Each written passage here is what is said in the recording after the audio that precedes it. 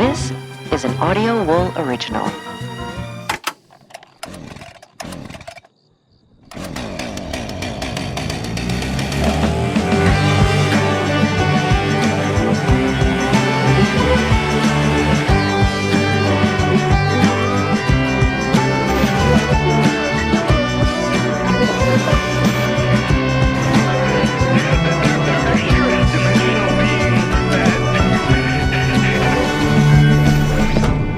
It is Frightday.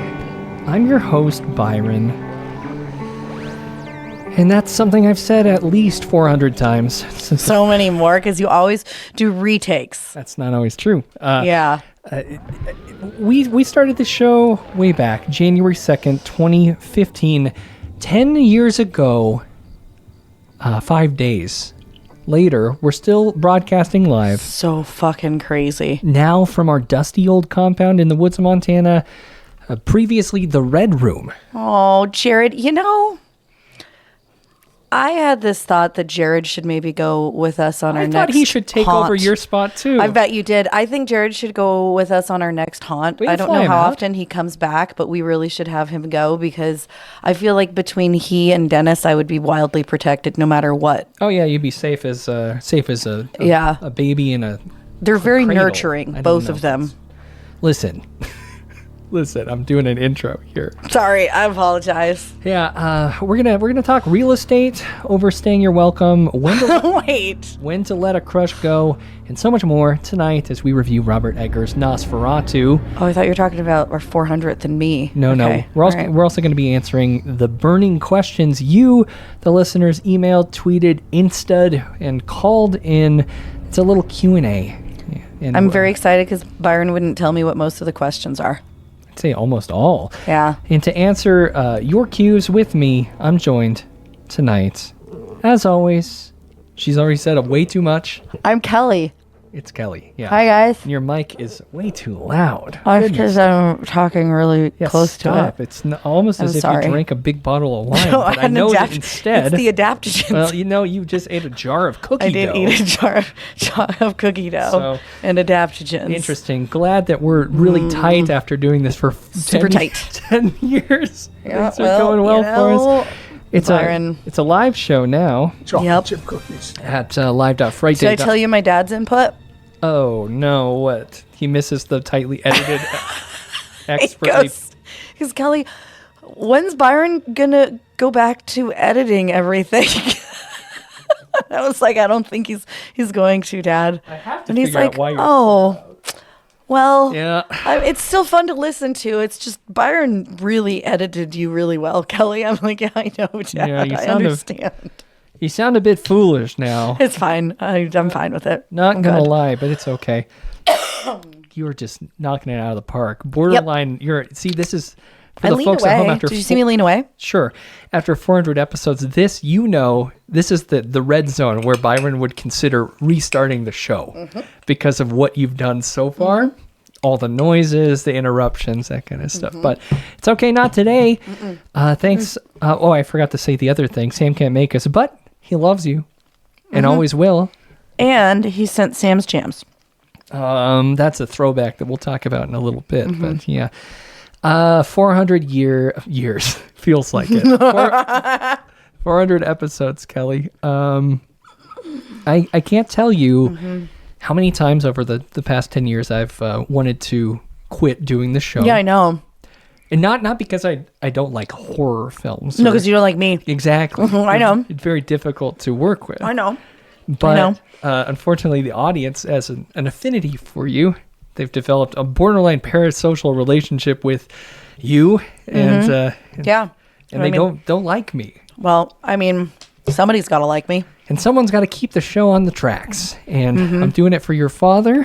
Thanks. I'm doing it for the I'll people tell who are concerned with details and Appreciate it. getting in a direction. Like. It's, yeah. Yeah, this is wonderful. But Yeah. I guess I should say some nice things about you.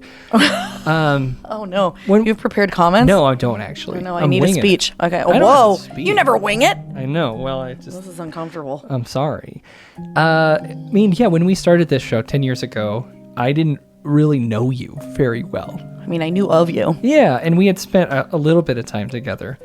But note, some of they're saying no feels. I mean, we had spent a decent amount of time together. I mean, you went to prom with my sister. Yeah, but what does that mean? I don't know. What, like, We spent time together. I knew of you. We went to fucking Six Flags together. Sure, yeah. I don't know if I remember much more than the picture that we took in front of a... Well, I mean, I don't either, but that's only because I have, like, no memory, so... All that to say is, over the past 10 years, we have done this show, and we've learned a lot about not only the genre of horror, but each other. And please don't do that. You, like, did your hair. You did your hair before this, and now you've just completely... pulled it in front of your face as if you were Cousin It. It's more Samara. I was going for Samara. Well, you look like Cousin It, which is like the opposite of what someone trying to look like Samara would want, right? Great. Okay, doesn't matter. I don't care. It was really nice. Never mind then. I'm as uncomfortable with compliments as you are with winging I wasn't going to it. compliment We you. sounded dangerously No, close. it's fine. No one needs to hear that. Here's to another 10 months.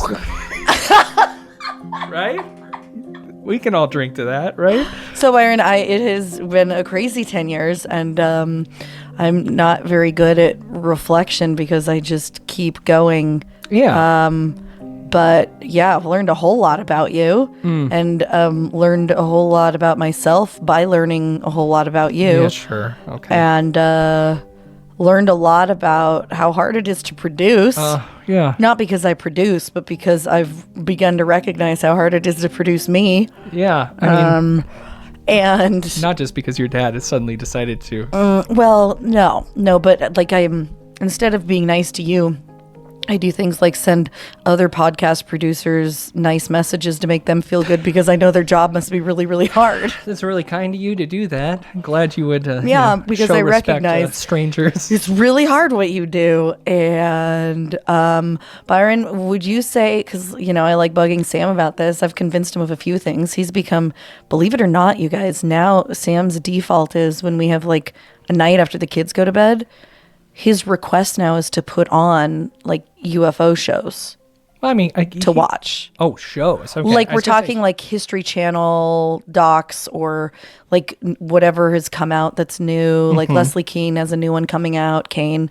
But yeah, so I think he's For believing. people who don't know, Sam was your husband. He was my husband. Currently is as well. Yeah, he remains my husband. Former co-host of this program. Yes. I couldn't even tell you what episode he quit, right? I have no idea. Huh. Yeah, Sam did like. What was his last I don't really. episode? That's a really good question. Such a strange exit that we can't even identify. I think you and I were in denial. Isn't that for a called long like time. an Irish goodbye? Sure. I mean, he kind of ghosted us. He mostly ghosted us. Yeah. Sweetheart. We never really even addressed it, but I don't think we need to start now. No. I mean, eventually he'll be back. I keep browbeating him in bursts, and he'll eventually be back. Yeah. But I'll tell you one thing. When I said, hey, Sam, do you have any Sam's Jams to send for the 400th episode? Oh yeah, that was a good episode. So you have to read it out I will. loud. Sorry. The Sam's Jams, he sent them within like 3 seconds. He was very excited to share music with everybody. Okay, and one of our listeners just commented that they would never forgive us for the episode where we made it seem like Sam and I had broken up. That was some really I good feel like acting. I feel like that was actually maybe like my peak performance. I feel like I did a really good job there. Which is weird. If I'm just the right blend of like tired and running on autopilot, I can pull off some pretty good Sure. bluffs. Otherwise, I have no ability to bluff. Do you remember? There was an episode where I made it seem as if I was going to quit the show, and it actually worked, right? Do you remember that? It might have been the first time I teased you with that. No, but I do remember. I mean, Art Bell quit like 5 times, and it didn't hurt him. Oh, and that's what I was going to say. It seems like your husband, he's always been like a paranormal guy. He's always listened to Art Bell on the... Yes, but there's a difference. So he listens like Art Bell is. There are 2 things that play on our radio. No, 3 things at home. So Sam doesn't do well with silence. On his Sonos, like with the speaker blasting Not through the a house. sponsor. Sorry, it's either the music from like the atmosphere music from Disney World. Weird. Okay. Very strange to Or Art Bell do. Okay. reruns or NPR. And since, well, he doesn't like listening to the news as much these days. So Wait, why not? so we've had a whole His guy lot. won. Totally. He hasn't been like desperately trying to Elon. find a place for us to move. But he listens to Art Bell in the background. It's not like he believes any of it, but he's been like actively engaged. Like we watched the Beyond Skinwalker Ranch episodes in the last few days, and like he's into it, you guys. Like he is, when he eventually is drugged back into the studio by me. We're not dragging him anywhere. Oh, you might not. I will. You want to give him a call? We totally should. Well, nothing I love more than dropping in on Sam. It makes me so do you have happy. like a new iPhone?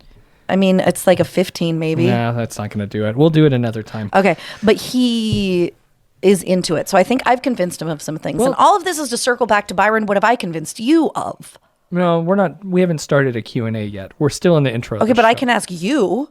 What that's actually a question someone else asked, so we'll get to it. Don't worry about Whoever asked that, good question, folks. I want to mention really quick. Call 1-833-374-4489 I'm not ready to talk about that call yet. to share your paranormal encounters and real-life nightmares, or to talk horror with the hosts. We have a phone number. I say this every week, and I'm going to keep saying it because I love it. I think this is probably How many weeks have we had that? couple months now, 3 months. I'm not really sure, but it's 1-833-374-4489. Get it in your phone. I want to hear from you guys as much as you'd like to give us calls. We had a ton of calls, and we picked out some really good ones to talk about tonight. Actually, we should get one out of the way. This is kind of how I want to use the phone line. This is something for y'all, a way to comment and make recommendations like this person did. Ooh. Byron, Kelly, Sam. I know Sam's probably preparing for Lunar New Year. Movie review. This one's for Kelly, because she's my girl, and we are simpatico. We hit on all levels. I love this person. This is a horror movie. It's not classified as horror. But I know for Kelly, the theme of infidelity equals horror. Yes. And I think for most people, if they admit it, the thought of infidelity in their own life equals horror. See, this person gets me. Baby Girl. Oh my gosh. It was really good. It was horrifying. I've heard that. And it was really, really good. So, if you can throw that in, rec for Kelly. Byron, love you. Thanks. Sam, can't wait till a year of the whatever it is. But y'all keep doing good work. I love you. Bye. Oh, we love you too. That movie looks amazing. Also, I can't remember the male lead's name in it, but he was in the most recent TV series that Britt Marling wrote, and I'm obviously obsessed with her because of the Harris OA. Dickinson. Yeah, he was fucking amazing in that, and so I imagine he's going to be really fucking good in this. There's some things that unsettle me about Nicole Kidman. Wait, why? What does that mean? That's a weird thing to say.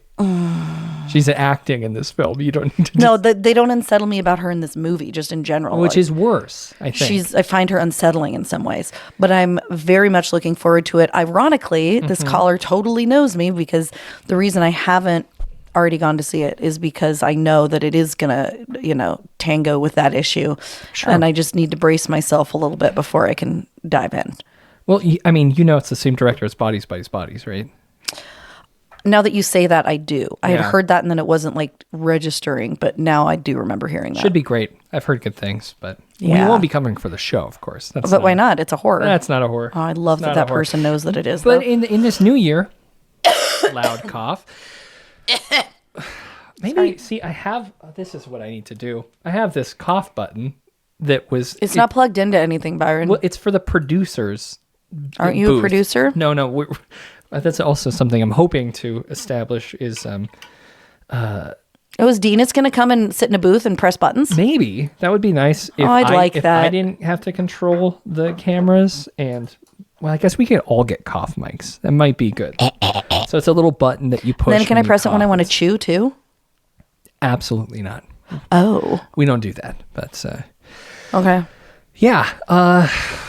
you were saying something. I was interrupted. Oh, we have a phone number. So yeah, in the new year, give us a call. Like, I love recommendations. I'd love to hear people's thoughts, and I'm going to try my best. I know in the first few weeks that we did this, I was better at posting calls to action, like new phone call-in topics each week, and I think I'm going to try to be better about that because I love this element. If we're going to be a live podcast, we might as well have a phone number that you guys can call. It is really fun. It's like one of those new wrinkles that I really like. Yeah, and I hope to have wrinkles. That's one of the things that unsettles me about Nicole. She has none. It's really creepy to watch her face. Okay, well, I don't know what to. I can't. I'm sorry. I can't help you at this point. If you want to comment her bones, on very people's bodies, protruding. Specifically women who, are constantly judged for their appearance as especially older actors in the industry. If you want to do that, that's fine. Okay. Great. So I would like to have this, two things. Helen Mirren. That's a woman. Ages gracefully, huh? Yeah. Okay. In this new year, 2025, I'd like to be more strict with our the time we go live at live.frightday.com so that people can more regularly rely on us to interact. Okay, let me ask you a question. Yeah. I'm all for that. Do Okay. you think that we should toggle the days that we do it so that more people, because we need to find the right day. well, but I'm saying We shouldn't change it. well, no, the reason I'm suggesting that is depending on people's work schedules, like sometimes, okay, if you schedule it for like this day every single week, then they can never, ever make it. We'll drop a poll at some point. But it seems like it'd be kind of fun to do like no, I'm not open even for weeks chaos. Tuesdays, odd weeks Thursdays, or even weeks Tuesdays, odd weeks Wednesdays, sounds or difficult. something like that. Yeah, good things are difficult, Byron. Yeah, also bad things are difficult too. True. Yeah. True. But I'd also, I'm hoping that we turn the We have one vote for Tuesdays. Tuesdays, We probably should do a poll. let's keep it on Tuesdays. I think, no offense to that listener, he's great, but we probably need more than a sample set of one. I'm with him, but I think it would be good for us to also keep the phone line live and open on that day. I am all for it. So that'd be cool. All for it. Also, I'm taking over Casual Frightday. you're more than welcome to participate. I want to do. I don't want to participate. I want to do a takeover. I don't know how. Good luck is all I'll say. How's that sound? I'm gonna start working on that. People have been kind of hesitant to give calls in. Someone actually in our the Frightday Community Center, named Ken L, said, "What happens if I call that number? Is it like The Ring, but with a phone call instead of a video?" Ooh, that's fun to think about, but no. Great question. It got a couple responses from folks who have used the phone numbers. Hey, see, people like my glasses, Byron. We're getting comments about my glasses that you make fun of me for. I didn't make fun of your glasses. You said there was a glare, actually, that wasn't making fun I of. think your glasses are fine. Someone said I died after a few days. Oh, but they're still communicating. Via Facebook, which is funny. They consider Facebook hell. So, which kind of makes sense. And then some folks, this is interesting. Some folks might like this. Someone said, Sam crawled out of a hole near my TV to talk weapons with me. Actually, that makes perfect sense. They said, good guy. And that's kind of fun. He is a good guy. And then speaking of producer Dennis chimed in and said, it's worse. It's like that movie One Missed Call with a literal 0% on Rotten Tomatoes. So very funny. That's sad. But I'd like to talk to more of y'all. I'd like to make this more interactive. Always fun. So. I completely agree with you. And it might be a fun way to torture Sam too. Like, I feel like a call-in topic one week needs to be something about things that I need to collect from Sam, or because if we keep bugging him enough and making it annoying for him to not be on the show, that might be the best way. It's not going to work like that. But yeah, I guess, we've talked far too much at this point. Are you going to play a call? No, I'm not going to play a call. We're going to go to... You go question? Come on! You've been... Listen, I'm excited! I understand. I'm excited! Stop yelling in the mic and coughing. I'm sorry. I can't do any of it. Did you hear our last episode that your father critiqued? Oh, no, it wasn't that he was critiquing. He hasn't listened to the last episode. I'm just telling you, we got to tighten this up a little bit, too. Please. I run a pretty tight ship. Plan. Now people are saying stuff. Great. Tight shipwreck.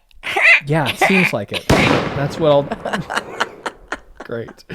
Now that I've lost my cool and I'm a bit flustered here. I'm sorry. I was going to segue into our Q&A portion of the show with a classic sound drop.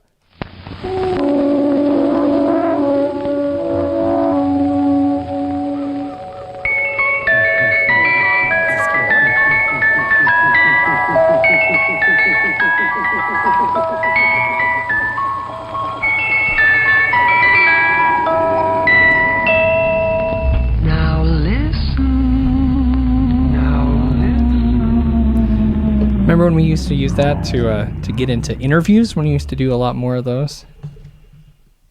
I used to talk to directors about their films. I like interviews. I still do them sometimes. Yeah, and I'm hoping that we can keep doing that. Q&A. All right. A lot of you wrote very, very nice things. I've collected some questions, got rid of some redundancies, but... Oh, no. No, I mean, people ask a lot of the good same questions, you know? Well, can you at least let us know, like, which ones were the most, were the modes? Why? Which were most frequently asked? Why would that data be helpful to you? Okay. Tell me, I've made a list. I've got a Word doc here. Do you think that has all of the information you're looking for? Well, just, if a question came up a lot of times. Yeah. I need to give more thought to answering it. No, give all equal amount of thought. Just bring it together. Just a touch. Just a touch. I think. What? YouTube.com/Frightday if you want to watch this. Great. I guess, let's start with a voicemail. Why not? Tired of hearing myself talk. This is from Brandon. Hi, Brandon. Hey, Frightday. My name's Brandon. I just wanted to say thank you for creating the absolute best horror podcast over the past 10 years. Hands down, you have the best design aesthetic of any horror-related entertainment out there. Just made Byron I've been a proud Inner Circle member since 2021 and can't wait to see what the future holds. Brando's in the chat. Still waiting for another Camp Frightday candle, but we'll see. Congrats to Byron and Kelly on this incredible milestone, episode 400. That's fantastic. Congratulations. That smell from that candle actually freaked me out. And wait, what candle? The Dirt Death candle. They said Camp Frightday candle. I don't know. Did I include that with the Camp Frightday stuff? I have no idea, but I had one and I burned it, and it freaked me the fuck out because it smelled like I was outside in somewhere like damp and spooky, and it was worse than a blueberry pie. I will make more of those graveyard dirt candles. I don't know if that's the candle that they're talking about, though. We had the Frightday candle for a while, which was a 3-layered candle. Remember, it was... You didn't fucking give me one of those. Kelly, I never got that. Kelly. It was maybe 3 years ago, maybe. Yeah, it sounds about right. It was wine-scented and...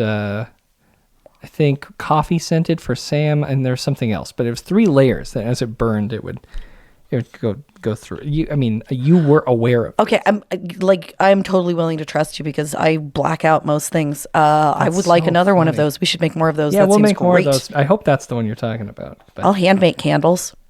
That's what I did though, Kelly. Of course you did. Hand make candles. I know, but I'll do it. So this one, it smells like 3 layers. Ooh, Brandon was talking about the Camp Frightday Part 2 with the skull on a pile of books. Yeah. Oh, speaking of which, are we going to talk about Camp Frightday? No. Okay, never. Sorry about that. Thanks for whispering that into the microphone. Wine, Spring Hill Jack coffee, and autumn leaves was what that candle was. Oh, so that's kind of fun. That's awesome. But yeah, maybe I'll make another batch of those. I really like that. Thanks for the notes on the aesthetic of our show. I literally sometimes think that the aesthetic is better than the show. Nope, it's not. But Brandon, thank you for making Byron feel seen. Yeah, I appreciate that. That's great. That's really appreciated. Really kind. I guess I'll read a question. Did you see how far I went for that? Yeah, I appreciate that. I went so far. I hope I did it again. Okay. One, I want to tell you you're doing a great job. Thanks. You too, Byron. And this question is pretty much for you. It's from I've seen this name, Kane, Kaine. Am I think saying it's that Kane, right? Yeah. But it could be depending on what culture it's in. It could be Well, Kanya. that's the tricky thing here. Kanya. It's the question is any UK cryptids I can look for. Oh, so it could be like Gaelic kind of. Yeah, I know, and that's where I get. Well, you look that up. In the UK, what cryptids? I mean, you know which one I like. Well, fairies, obviously. What the hell? I would look very on. hard for fairies. That's not the one. Are you trying to talk about the black dogs? No, of course not. Talking about What was that? I missed it's it. Kane. Yeah, It is Kane. Okay. talking about Owlman. Oh, I always forget that he's British. Yeah, it's the best one. Should have won our bracket style competition. Should have went all the way. Whoa. Okay. So, funny story. I actually, in my other life, am working with somebody who lives in London, and we're working on a project for the summer. He's very involved in like mythology and folklore and teaching it. And so we've had a lot of very interesting conversations. And he did a retreat this summer near a town, and I'm trying to remember the name of it, but it's a town very tied to witchcraft in England, and apparently is like the last consistently active coven in the UK. Oh, okay. Like that has been active like forever, right? And he was like teaching kids, and they were going on this retreat, and right before they went, there was this event where like a deer head ended up cut off and on a stump with like an upside down cross in this little town right by where they were staying, and he had to kind of like, I don't know, damage control that situation. yeah, he had to calm down the parents because some of the parents were really freaked out about the kids going somewhere near that. And it dawned on me that we've really never done much with witchcraft in terms of folklore witchcraft in the UK, and it's actually on my list for this year to study. We haven't really done much witchcraft at all. Well, it's a tough area for me to jump into because like they're very valid and current practitioners that I don't understand the ins and outs of, and I don't want to, put my foot in my mouth more than I absolutely have to. But you're willing to do that with like Jesus, of course. Well, yes. I mean, again, talking about respect, of course. Well, it's when it's the predominant culture, I'm less concerned about offending it because they already have a great deal of ground on which to feel supported and validated. And it's a marginalized. When it's a marginalized community already, I feel much worse about furthering any marginalization or ignorance surrounding it. So I'm trying not to do that, but would really like to do some investigation, which is maybe a good time to shout out any of our listeners who either are or have extensive knowledge of witchcraft, either historically or currently. I would love information or even suggestions for resources to not be a jackass, because that's one of my like top 5 topics that I'm planning on digging into. And Byron, we haven't talked about this programmatically, but if it pans out, I'd love for that to be like my Halloween adjacent topic next year. I think that sounds great. Yeah. Yeah. All of that to say, definitely look into the witchcraft lore. All jokes aside, fae and such things as they tie to the mythology, obviously not necessarily happy, cute fairies, but kind of all of the legends that go with them. And there are some really incredible connections with, I don't want to say it's the same as like the Bridgewater Triangle, but there are areas in the UK that are similar in the sense that they have had lots of cryptid sightings along with weird UFO paranormal sightings. So that's worth looking into. And then, of course, the will-o'-the-wisp. Will-o'-wisp or will-o'-the-wisp. Will-o'-wisp. We do have a stuffed animal of it. Oh, okay. It's really cute. So He's blue. Yeah. Highly recommend looking into that. And again, yeah, UK. Owlman, I guess, is probably. And obviously just like fucking drive north and go see Nessie, dude. Like, good point. Yeah. The number 1 cryptid in the universe. I love Nessie so much. Do you know when I took my kid to get their ears pierced, I asked the tattoo artist if she could turn my ear into Nessie Please with don't a ever do tattoo. that. Like, you know the underwater picture where she's got like her neck sticking up and Don't it's like her body? it. Think it's I was thinking bad. like she could turn my whole ear. I think it would be totally doable. Oh yeah, but you shouldn't do that. That's like my dad being like, but I'm thinking about getting a tattoo. And I'm like, okay. Well, You know what? Your dad and I will go and get them fucking done together. he's like, I want to get a vine around my arm. You know what? You need to support your dad's Well, dream. I will, but I said, well, yeah, that's interesting. Why do you want to do that? And he's like, I don't know. It'd be kind of cool. How about you help him investigate what would be meaningful to him? That's up to him. I don't, Are you going to do it for him? You have a tattoo gun. Absolutely You want to not. practice on my ear and see if you can turn it into Nessie? It sounds like a bad idea. Okay.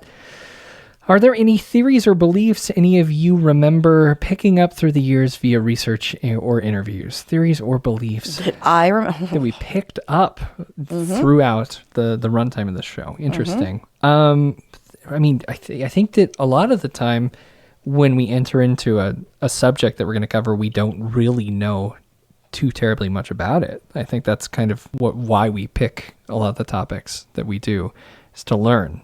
So what beliefs All of the theories. I mean, like, do you think when you entered into...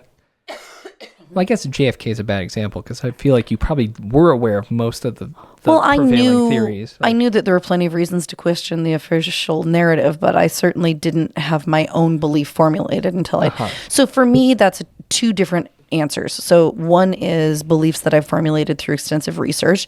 The other would be beliefs that have popped up and I've clung to through interviews. Sure. You know, that have specifically been introduced by somebody we've spoken with. I will say 2 interviews come to mind that have had a profound impact on my beliefs. One interview would be the most unlikely of interviews that I ended up doing. Are you going to say Marian Rudnick? No, with Dr. Meldrum. Ah, yes. Yeah. I was telling that story exciting. to somebody the other day as like the most insane thing that's ever happened to me, because it was just randomly running into him at a gas station. While we were approaching the beginning of a series on Bigfoot. While I was listening to him on an NPR podcast and literally reading his book in the front seat, he walked in front of my windshield. It was the weirdest thing that's kinda ever weird. fucking happened to me in my life. Yeah. Like the single weirdest thing. Anyhow, interviewing him and basically going through all of the reasons, the very logical reasons to question the possibility of Bigfoot. And I want you to carefully hear my language, Byron. I'm with you. Questioning the possibility, not validating the certain existence of. But that interview left me feeling that investigating the possibility of Bigfoot I'm very firmly committed to. Yeah, and It does not that's more seem important than outlandish. the blind belief. Right. Like, Yeah. I don't think we could say that he exists or she or they exist for sure. But that totally flipped me from being like, I want to believe because it's really fun, to, okay, scientifically, there's enough reason to reasonably consider this possibility. Sure. And then our friend, so kind of opposite side of the spectrum, definitely not a scientist, but a fairly unflappable, Yeah, total piece boring- of shit. Fucking loser, right? boring naysayer like you fuckers. Yeah. And when We're talking about Seth Brebuck. Seth, and when Seth said that he had actually seen a Bigfoot with his own 2 eyes, Seth thinks I bully him, which is kind of weird. you do bully him because you refuse to acknowledge his actual sighting. All right. When he told that story, that also locked in. So Nessie has always been like oh my God, she's just my North Star. But my belief in Bigfoot transcends fun and into the realm of viability thanks to those 2 experiences with the Yeah. podcast, I would say. Within research of series, though, was there information you found in like MK Ultra? We did a lot of kind of deeper Yeah. level, like archival interviews.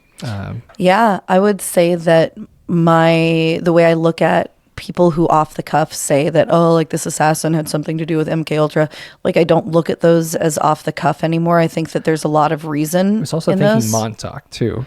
I mean, Yeah. Montauk, which Byron, this is something I think we need to investigate in like a more coherent way, but hearing at the end of Montauk the sad stories of these people involved, and after so many hours of research and listening to so many interviews, I really truly arrived at the place of, I think that some of the things those gentlemen described absolutely happened, and I think the rest of them were things that they probably believed happened, and that they were horrifically victimized by our government in terms of experimentation and brainwashing. And I think that one of my biggest beliefs that's shifted both through those two researches, so MK Ultra and Montauk research, and then just generally the UFO, all the different cases and the different areas and directions from which we've researched that. I don't know that it's moved the needle on what I believe the government does with covering up UFOs, but it has significantly moved the needle on what I believe the government has done in terms of medical experimentation on our citizens. I mean, it's clear that the people who claim to be involved with the Montauk Project, there's something deeply wrong with, the fallout is clear. Horrifically wrong. And in fact, Byron, if you'll recall, more recently, when I was doing other research, it came out that the gentleman at McGill who headed MK Ultra medical experimentation in Canada, and actually there's still a building at that center named after him, was in fact the father of the two primary figures in the Montauk story. Yeah. So his own two children were the ones at the center of this crazy Montauk saga that we've talked about. And that to me was like full circle. Oh my God, Kelly, you're totally fucking right. They really were brainwashed. I think that part of what they said was true. But so I guess my perspective on what our government does to its own people, not necessarily from a, hey, we're selling people to the Greys to let them abduct. Who knows, maybe they are. But I feel pretty confident about the shit that we're doing that isn't that different from what the Nazis did. Well, okay. Yeah. I mean, and in some cases it's exactly. Not at a large scale, but yes. I mean, I don't know. I feel like MK Ultra was a really big scale. I mean, the fallout from that has affected a lot of people, and then so many people. Yeah, I mean, it's funny because those subjects were things we covered fairly early in what we've done with this podcast. Yeah. I'm noticing almost a circling back and a resurgence of interest in things like that.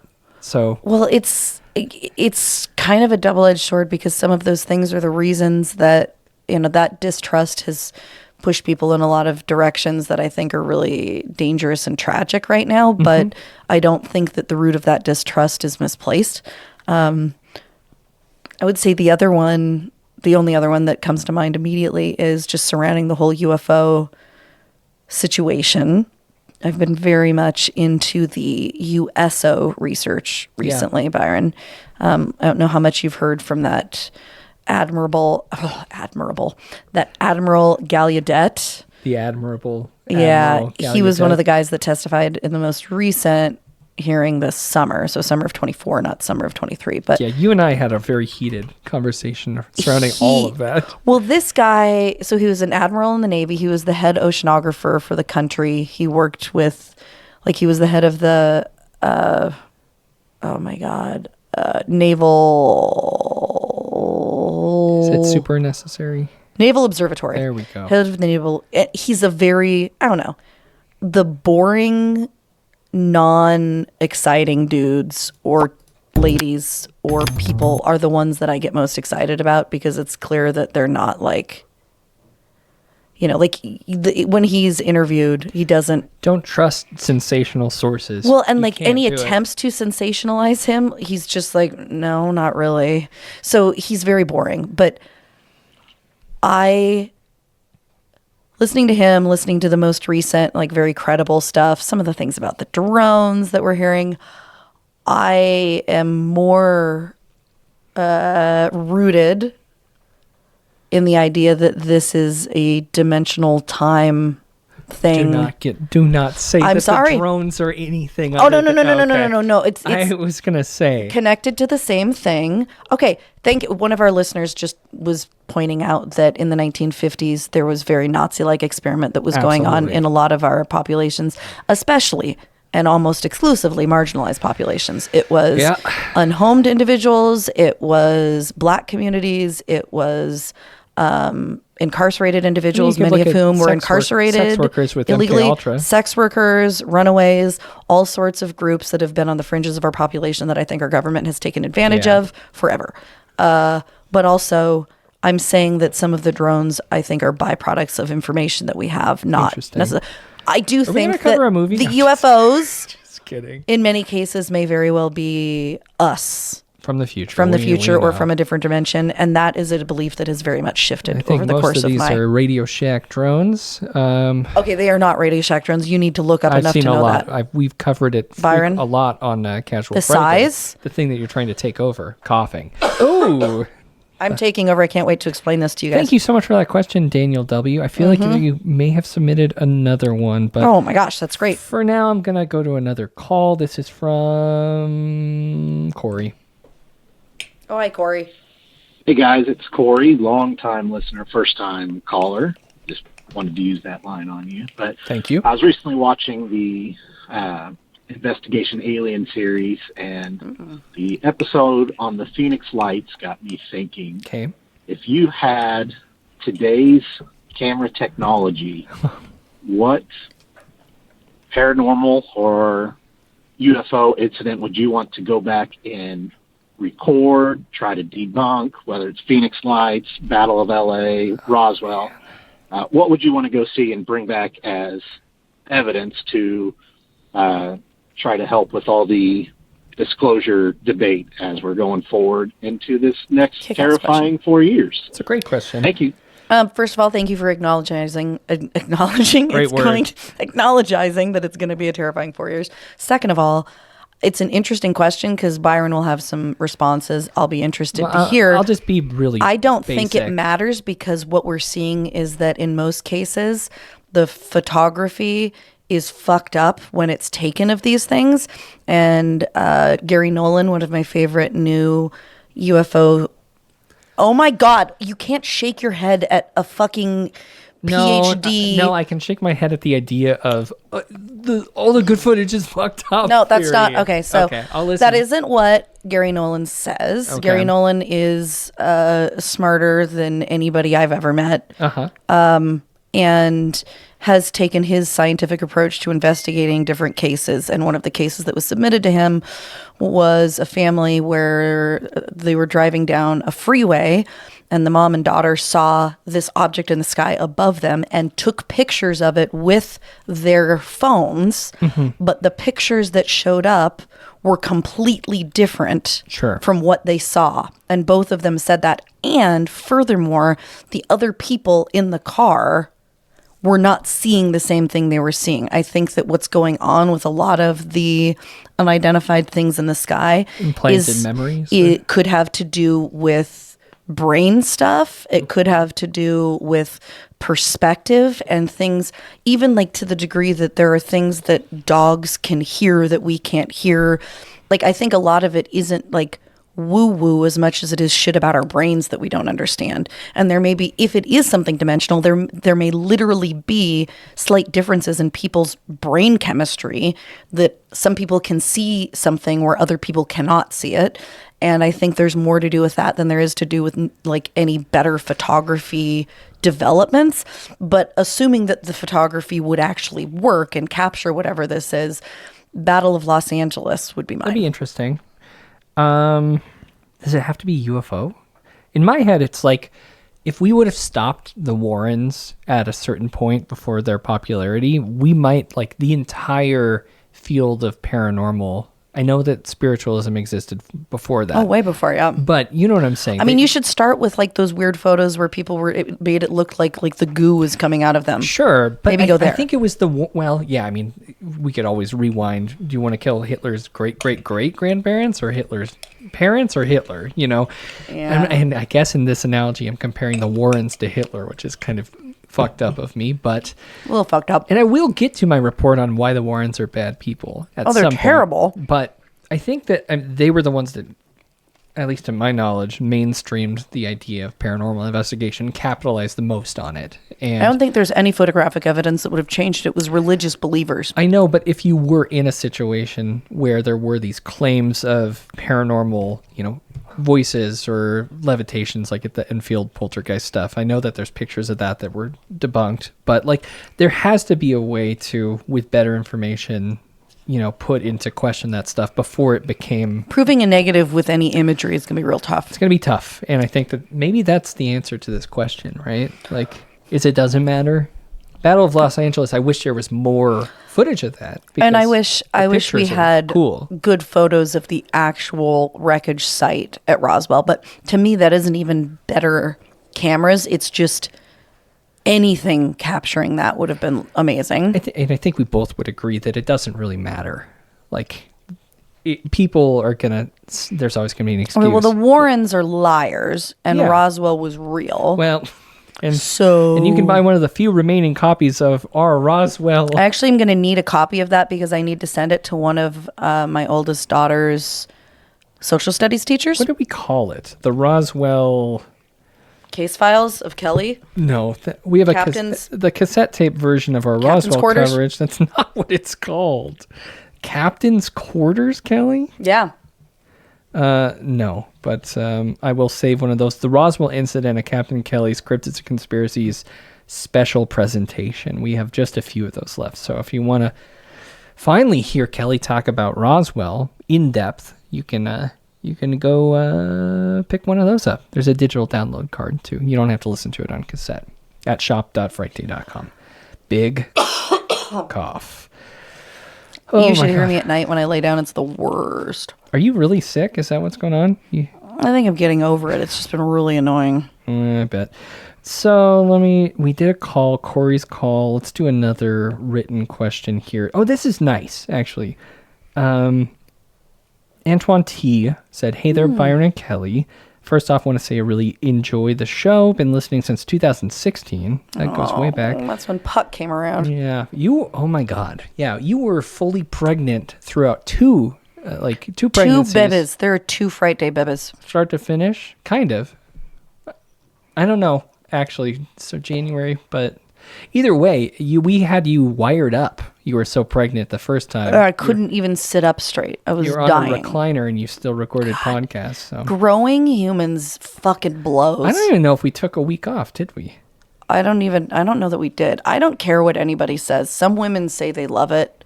Maybe they actually do. I feel like they have to be lying. Love what? Growing babies. It fucking sucks, man. Well, yeah. I mean, I'm so glad I did it. I love my babes. They're great. Oh yeah, my God, God, I tell you love my them. sister's pregnant again? No. Oh, okay. Congratulations, Grace. We don't talk very much, do we? Okay, thank you. Yeah, fucking hated it. And you know what I hated the most about being Phoenix pregnant? in the chat said it. Was when Not just people talking would to no one. come up to me and be like, "Oh, isn't it just so wonderful?" And on the one hand, I'm like, yes, I greatly appreciate that I am fortunate enough to have this experience. Brando also in the chat And said that my I wife have hated it. access to health care and that I was able to get pregnant because I know there are plenty of women in this world who are missing one or both of those things, and that fucking sucks. But no, I don't love this. It seems very uncomfortable. If somebody could put me in a fucking coma and wake me up when it's time to give I just birth. saw Romulus. Yeah, one of those. Put you in Yes. Yeah. Fuck yes. Yeah. And then you don't know when it bursts, I probably would have had 10 babies if I could have done that. Interesting. Seems like, I mean, I don't know. I don't think you would. I just hated being pregnant. Great. I wouldn't because Sam wouldn't have done it. Look forward to hearing you guys each week. Oh, wait. Look forward to hearing what you guys have to say each week. Interesting. That's a different thing. I have a few questions, though. Number one, this is such a big question. It's such a good question. What does the future of Frightday look to you both? I think, the most interesting thing about this is there's been a lot of change this year with the show. Us shifting to a more live format that your father hates. Yeah, I mean, but like, to me, it's been much less of a shift for me than it has for you. My guess is for you, it has made it just much more tenable. Like, No. No? I mean, it's a different kind of challenge. Like, just because I don't have to edit it the same way I edited the podcast for audio, the visual components and the streaming components definitely add a lot more pre and post production in that sense. Like our YouTube channel, which I wish more people would check out, a handful of people do, and I mean, I could explain a little bit more about why I think YouTube is important as a platform. Let's hear it, Byron. Well, podcasting in general is not a terribly searchable like thing. So YouTube, you're more likely to stumble onto people's algorithms. You're more likely to develop new audiences, and you're more likely to, receive more feedback too, which for better or worse. So there's a lot of benefits to being on YouTube as well. In a way, I'm trying to strike the balance between servicing new people, finding a new audience, as well as finding the best way to make Kelly sound good on a podcast. Sometimes you just have to give up, Byron. Yeah, and I mean, I think this is a great compromise, and it's been a big change because, I mean, it's also where the future. It seems like if you don't have a YouTube, you don't have a podcast these days. Thanks a lot, Joe Rogan. But I'll just show your face really quick. And if you want to see that, go to youtube.com/Frightday and subscribe, please. Just subscribe either way. If you don't watch it, it's appreciated. But I mean, that was a huge change, and there's a lot of post work that I'm not a video editor. I am clearly becoming one, and I'm figuring it out. But yeah, how much time do you spend editing this shit afterwards? See, I thought that this was saving you a bunch of editing time. That was the whole fucking point. It's a lot of processing time too, because now I have to create fun thumbnails with your face reacting to things. There's a lot more art creation in that. Yeah, I mean, it's a different kind of thing, and it's been exciting. It's been a little bit of a challenge. Okay, well, I was excited about the fact that Byron wasn't spending so much time editing, but now that isn't true, I don't know that I care. Oh, well, great. I appreciate that. Thanks for caring. But yeah, I don't know what. There's lots of things that have had to change, for Frightday to continue working the same way it has. Like, you have 2 children, like we were just saying, which is.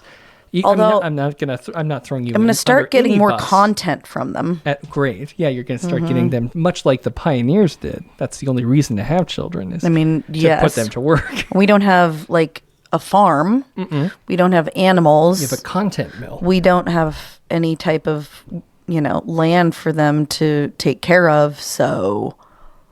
Yeah. Yeah, I mean, they have started helping me with note cards in some cases. Create social clips, that'd be cool. Oh, I'm sure they'd love that. Yeah.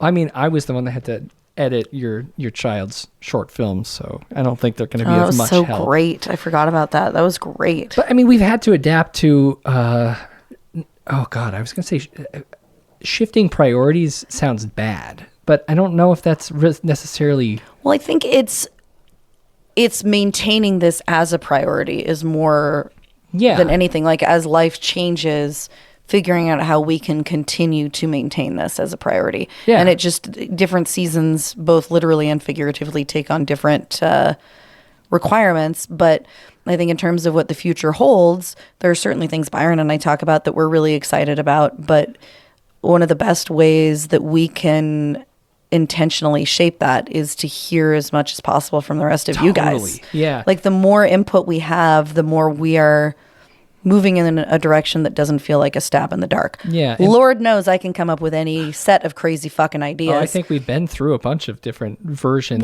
even in conversation. Yeah. And those of you who have thoughts and input, we're always really excited to hear that. So please don't hesitate. Well, I think, the thing that I value the most about this project is a sense of community. And that's kind of what I've been trying to prioritize with shaping the new direction of Frightday 2.0, is to make it more interactive and make it something that,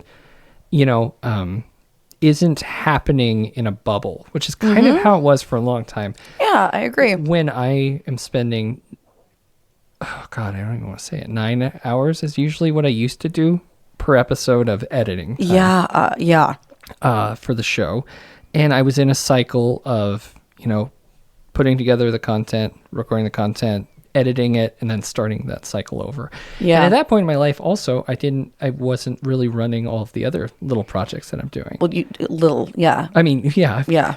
Which and that was the other thing I wanted to say after I said shifting priorities. This has never been something that I like don't enjoy and Right. don't want to do. Right. And But it's never, like, Byron and I have never been able to pay a bill with this. no. And so, but we love it and love the community enough that we do obviously want to keep it, in a really strong, valuable format. Yeah. And so that just requires Tetrising. Mm-hmm. And that's something that we've always kind of done. sometimes we do really well with it and sometimes we don't. And we really appreciate you guys, both your input to help with directional guidance and also your patience when we try something and it doesn't work as well as we had hoped. But I mean, yeah. but that's part of a community too, I think, and that's maybe one of the reasons that it feels like a good space to be in, because we know that it's about more than just putting out some perfect piece of content. It's about making all of us feel like we're part of something. And so anything that we say that and truly mean it, that we read everything you guys send. We care what your thoughts and Call input. 1-833-374-4489. Give us a call. Really and truly anytime. do. We love you guys very, very much. Oh, God, I mean, I don't know if we're ever going to get to actually talking about a very Nosferatu good movie, but it was a good movie. yeah. Highs and lows. No. Just kidding. Great. No, I wanted to say one more thing is great. I've always struggled with the balance of what I want to do with this as a show, period, because like I get the most rewarding things to me are when you and I get to lock in and explore a topic in detail. And I feel like, we are approaching the year. I still have sticky notes on the wall. Strieber. We need to interview him before he dies. Like, yeah. Just like a ton of ideas that we said last year were like, we're going to do these big projects. Yep. And I think it's clear after a year that it might not be possible to do both things, to do a big series as well as continue to release weekly episodes of a show. Yeah, not unless we end up with, 2 other podcasters that do this with us. Who would be Right. reviewing films, Right. maybe. And Right. I don't know what that looks like. I don't know if because that's the shit I care about, is like doing really good, deep research on things and presenting a product that no one has, really explored the same way we have. Right. And that's where I found myself with the Barjona series, which cracked 2 of my teeth. That's really upsetting to me. Yeah, and I wasn't really in a good headspace then either, so I can't be. Yeah, we just need to be.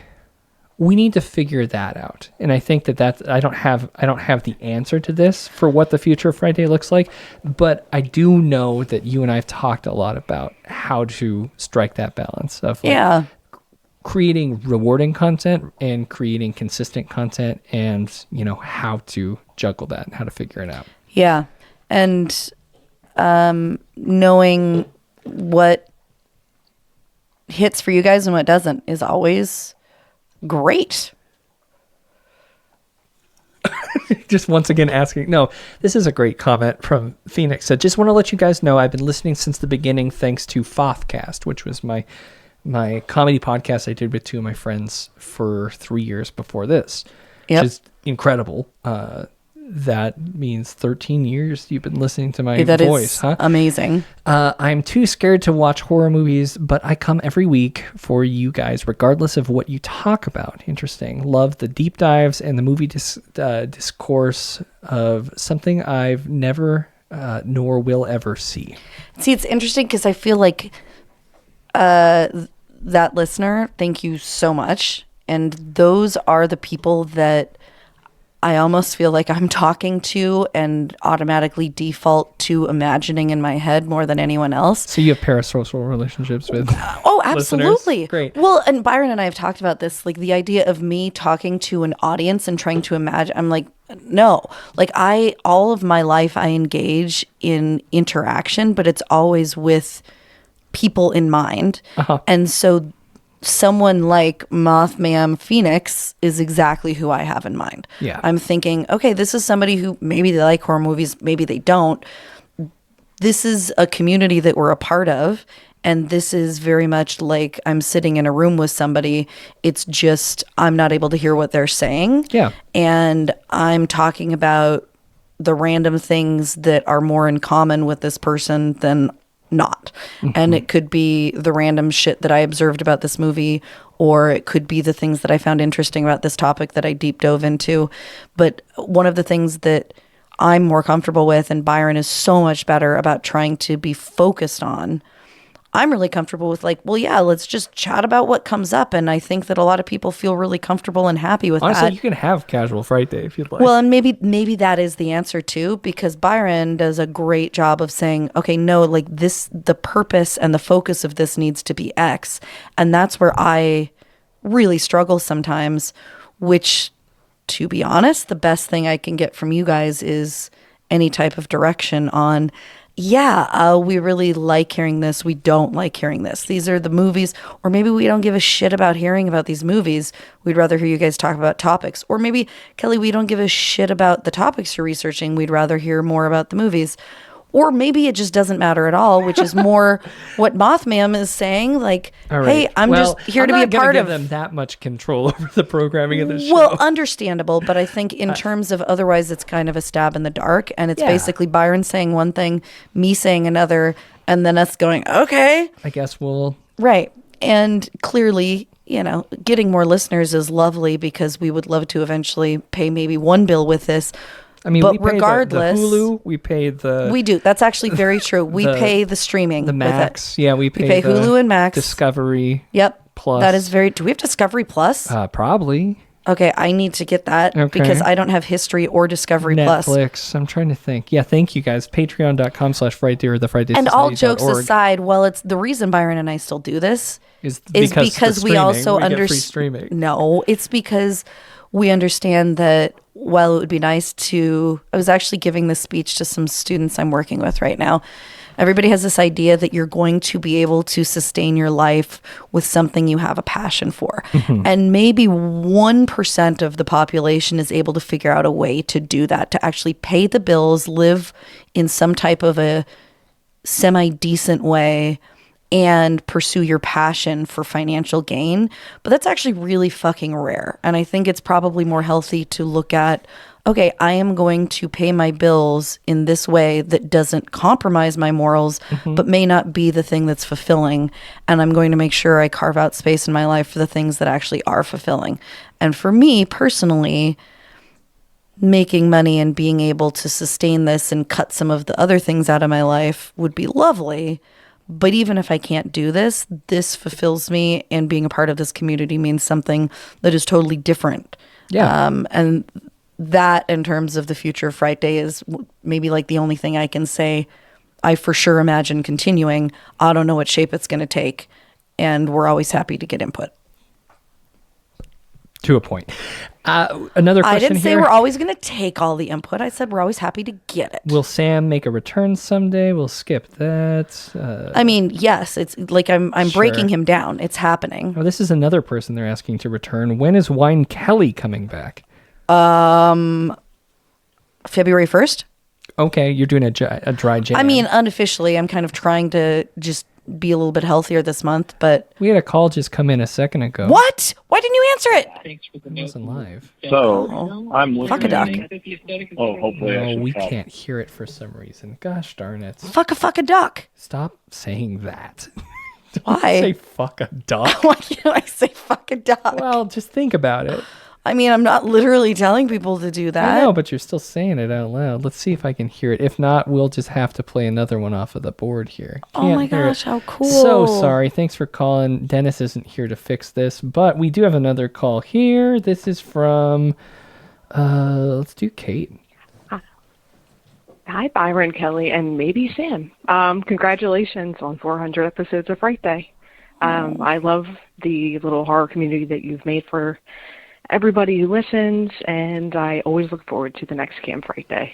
So, congratulations, guys. Oh, well, thank you. First of all, Kate, thank you. Oh my gosh, that just see. What, are you crying? Yeah. Oh no. I am. Oh. See, yeah, here's something somebody else said. It started as entertainment and it turned into community. And that, whatever crazy fucking shit is going on in any of our countries or communities, at the end of the day, that's the thing that we actually do have control over. Mm-hmm. And the more we all lean into that, the better. And we could also work on making a little bit more entertainment too. I think we probably could. And we'll talk about that off mic. She also followed up with an email saying I left a voicemail but didn't ask my question. The beep threw me off, which is why'd you beep her? Well, I do a little joke when you call in. It says I guess I could play it just so people. Why? Oh no! It's not a joke or a prank or anything. Sounds like it's a prank. It's joke. not a prank or a joke. Let's give. I love that I would forget the number that I say every week. That's actually hilarious. Let's give it a call. Oh, you sure you don't want to call Sam? Yeah. Okay. We are an hour. Please leave a message for your hosts, Byron and Kelly, at the beep. Feel free to share your darkest secrets. We won't tell. Beep. So it's a that threw me off. It's a double beep situation, yeah. So I could see how that could be. I could see how that could be confusing. That just confused the shit out of me. Seems like and we got an "I love you" from Kate in the chat. That's nice. The question though that they have is: would you consider doing more dead giveaways portions in future reviews? I like hearing both of your takes on the endings of films, and I actually agree. I think I'm just so scared to spoil things, but I know, but I think that. I've noticed in the past year or 3 when we skip dead giveaways, for the most part, we're talking about character building and like relationships between characters, not so much like the horror aspects of a film because they tend to come at a point that is surprising. I'm happy. I can start with the dead giveaways for Nosferatu. I don't think we should do that, but I think that we can definitely do that. Okay. I think it's important for us. Okay, I'll do dead giveaways for Nosferatu tonight. Okay. I think that's fair. And then they say congrats on dead giveaway. It's not Alexander Skarsgård. Thanks for ruining the whole thing. I'm sorry. Ruined the whole movie. I'm sorry. That's why he's only not sexy. I'm trying to think if there's any quick ones here before, because I think what we'll have to do is we will have to answer some of these behind the screens. Yeah. I know. I told you I was going to ramble. Yeah, you sure did ramble. I appreciate that. Thanks a lot. I appreciate you. Okay, Mothman, I really think might actually be cosmically connected to me in some way. This is exactly what I do. If there's a movie that I know I'm not going to watch, for some reason, if I know even like 20% about it, I'm still totally invested, and I will go to Wikipedia as soon as they have the plot, and I will read the whole plot to understand exactly what happened. Yeah, my mom does that too. Great. It's a thing. I know. I think that, there's a whole industry of people who are like, I watched it, so you don't have to. Scary movies. Too Scary didn't watch. I think it's another podcast that we communicated with in their early days that has now found great success on the Headgum Network with my buddies Jake and Amir. Oh, so, yeah. Yeah, they're doing great. But yeah, I like being that for you. I know that there's a handful of people who came over from my original podcast. Yes. At the beginning. Yeah. Who didn't like horror films that decided to, take the leap. And it's so funny. I do think a huge portion of our listeners don't. And they're like, well, I just love the idea of reading the plot summary because that's exactly what I end up doing. And Corey says that he's not going to see Nosferatu if I'm doing dead giveaways. I'm sorry, Corey. Just don't listen to them. What are some topics you look forward to talking about this year? I got to do Church Universal Triumphant because we actually have invested 3 years worth of membership dues, Patreon money, and I have been actively in a cult for that long. I have learned 41 chapters of the secret text as of But last. they haven't converted you even after all that knowledge. Nah, maybe they have, Kelly. Maybe that's what I've been so busy doing with all my free Should time. call Michelle and check in, make Yeah. sure she's doing okay. Well, we're all fine. The whole Really? community. You want to hear a funny story? Yeah.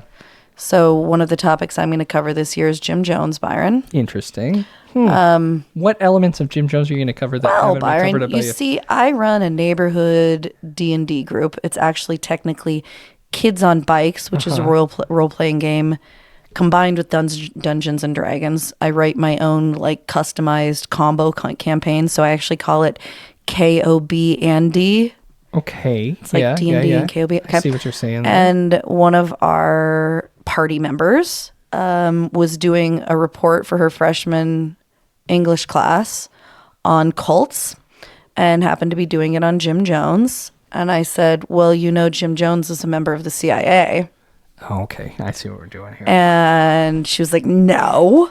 I was like, no, he actually almost certainly was. There's quite a lot of evidence supporting that idea.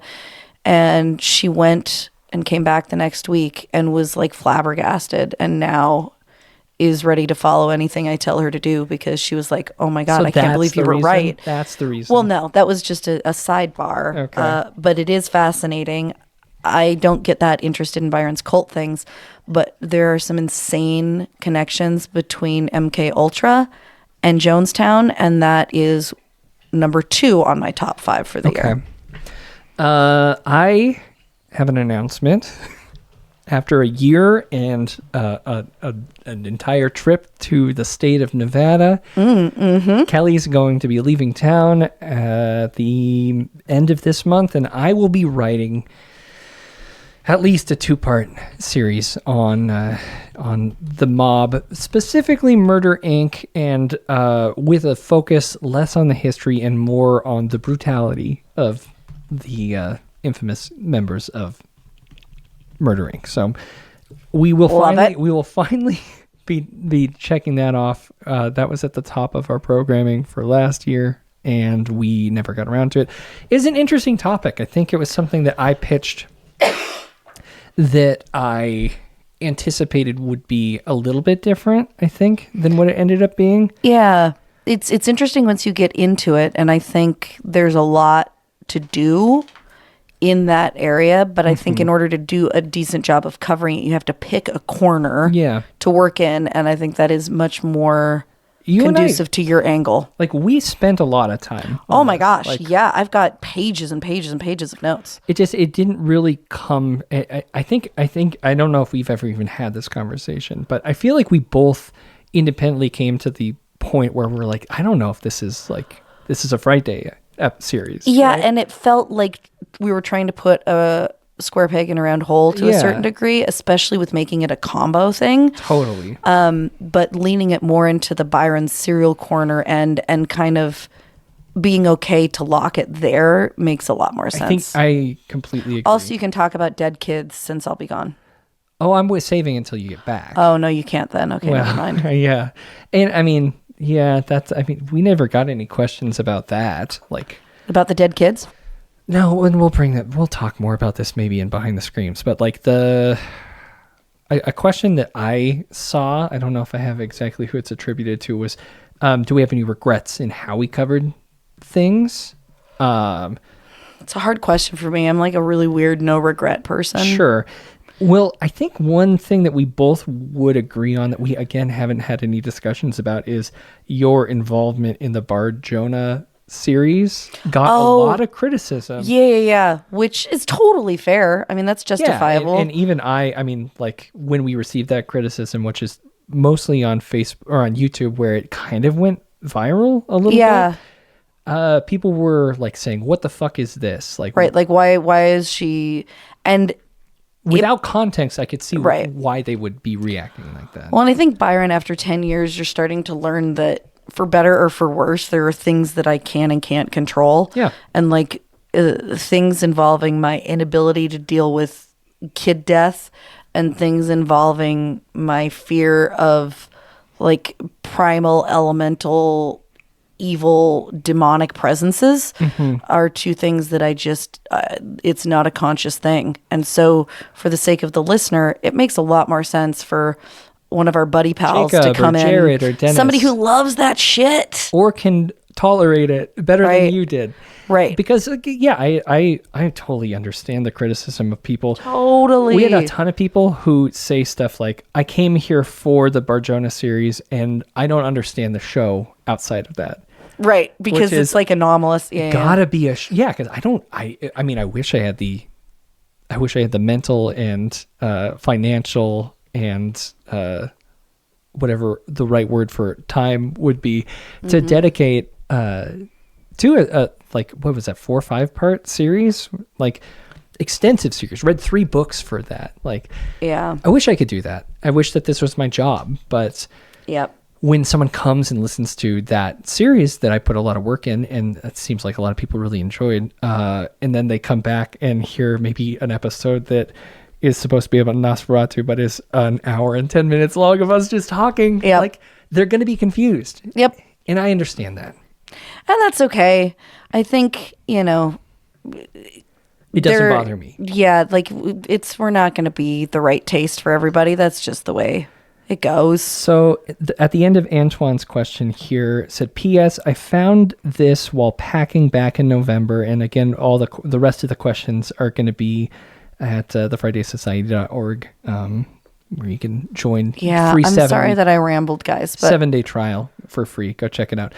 It's actually a note from Sam. It says, hey, Antoine, first, thank you for, what is that? Catching my faux pas. Interesting. Yeah, that's how faux pas is spelled, B-Dig. I wasn't doubting that. And it's Sam. I hate when incorrect trivia goes unchallenged. Second, thank you, underlined, for supporting this strange little podcast and the 3 weirdos in front of the mics. It really does mean the world to us. All the best, Sam. So, Sam. Everybody fucking loves Sam. Sam gets to live forever in this, like, snow globe. No, but here's the fucking thing about it, Byron. This is the most infuriating part of my life. Yeah. Everybody loves Sam. Do you Sam? know what my sister's wedding this summer? Do you know what the number 1 comment my sister got from everybody who attended the wedding? What's that? Oh my gosh, your brother-in-law is just the best. I mean, he's amazing. Like, everyone loves Sam. Kids love Sam. Dogs love Sam. Sure. Old people love Sam. Yeah. Everybody fucking loves Sam. I mean, we know. Yeah, we get it. I don't get it. He hates the world. I've never met a man that he's such a misanthrope. He doesn't want there's a lot. He's a contradiction. Let me just tell you, folks. It's been a lot of years with that man. Do you know how old we are? Do you know we I don't had want to talk about our it. fucking 15th wedding and anniversary? On that note, it is time for us to review. Thank you so much, everyone who wrote in questions. Yeah, really appreciate you. Also known as the love story origin of Sam and Kelly.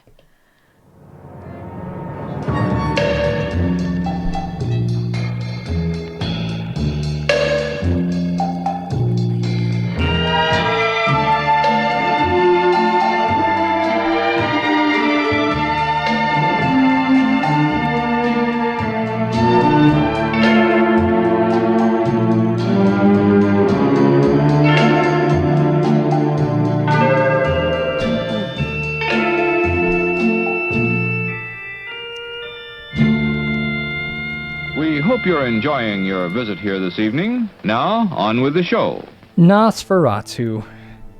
That, of course, is a 2024 American supernatural horror film written and directed by Robert Eggers. It is the remake of a film called by F.W. Murnau. Thank you, from 1922, a silent film also titled Nosferatu, which was inspired by Bram Stoker's 1897 novel Dracula, which is not as good as 1997, which is a great year in film and music.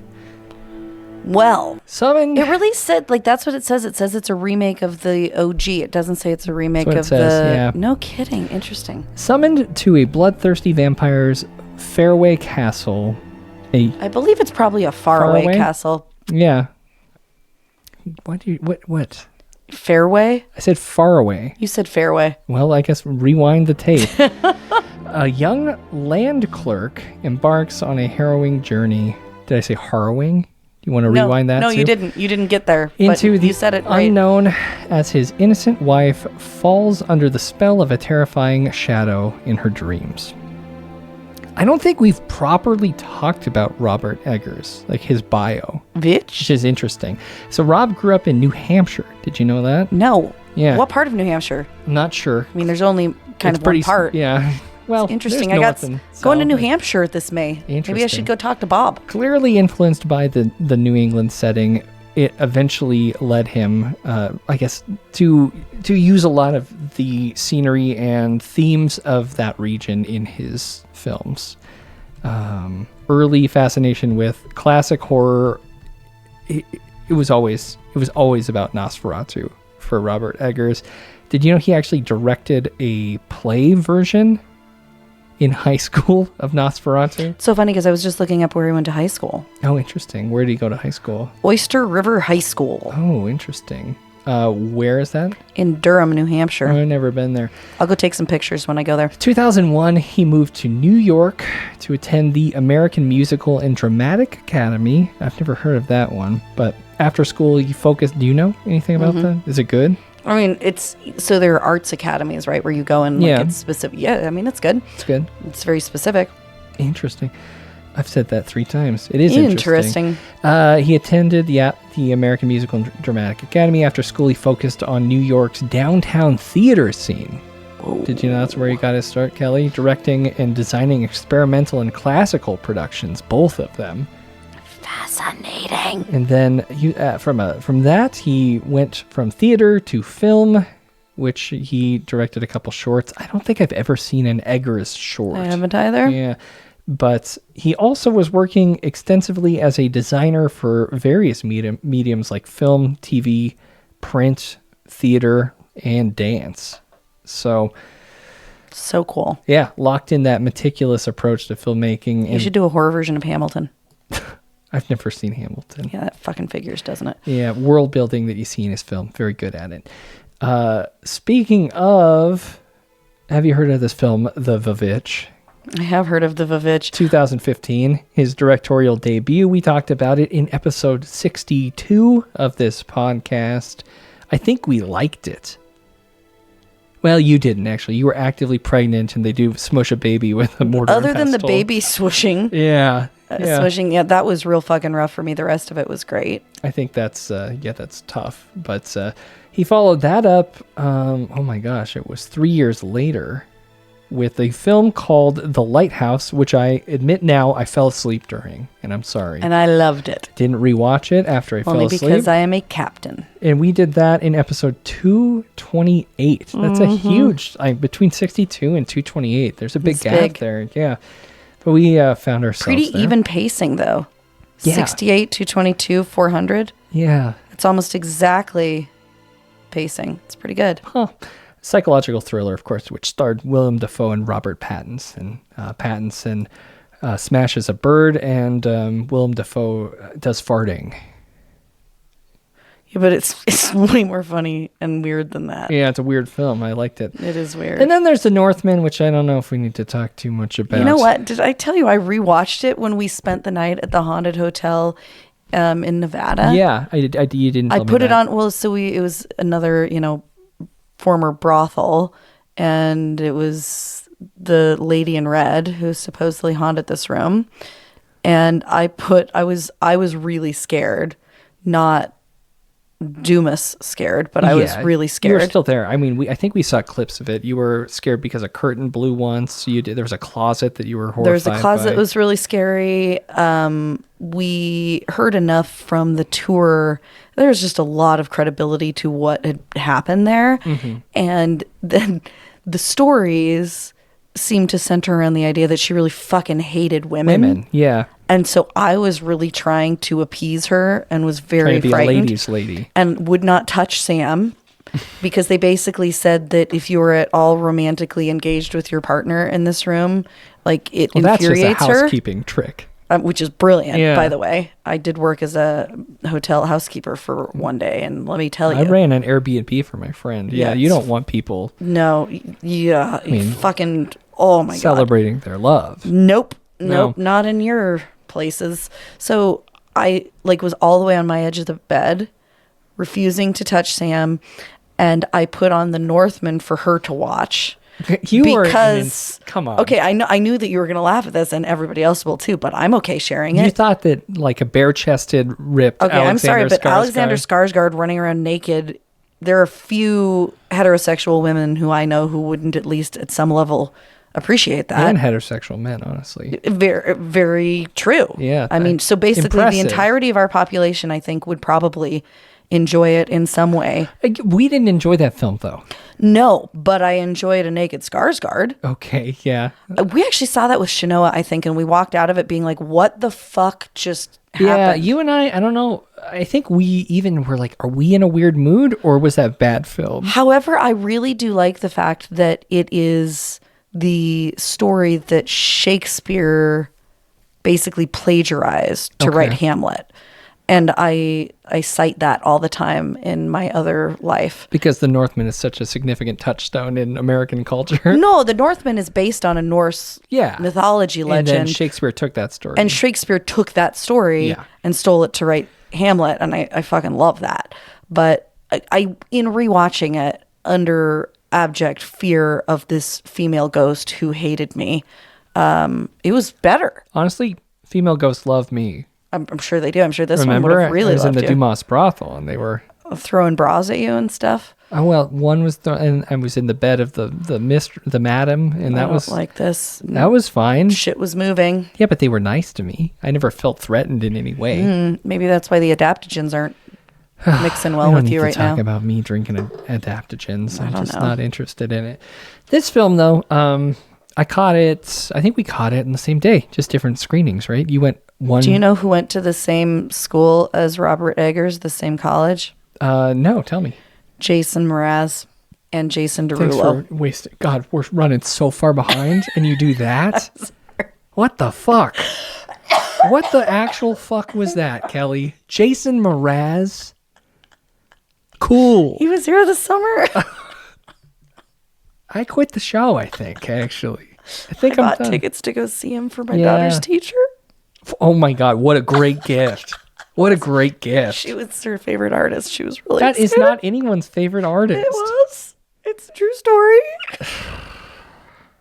Play on yours. I mean, that really kind of was what it was. No. You need to be nice. No, it's fine. I respect teachers. My father was a teacher. Teachers deserve everything. I agree.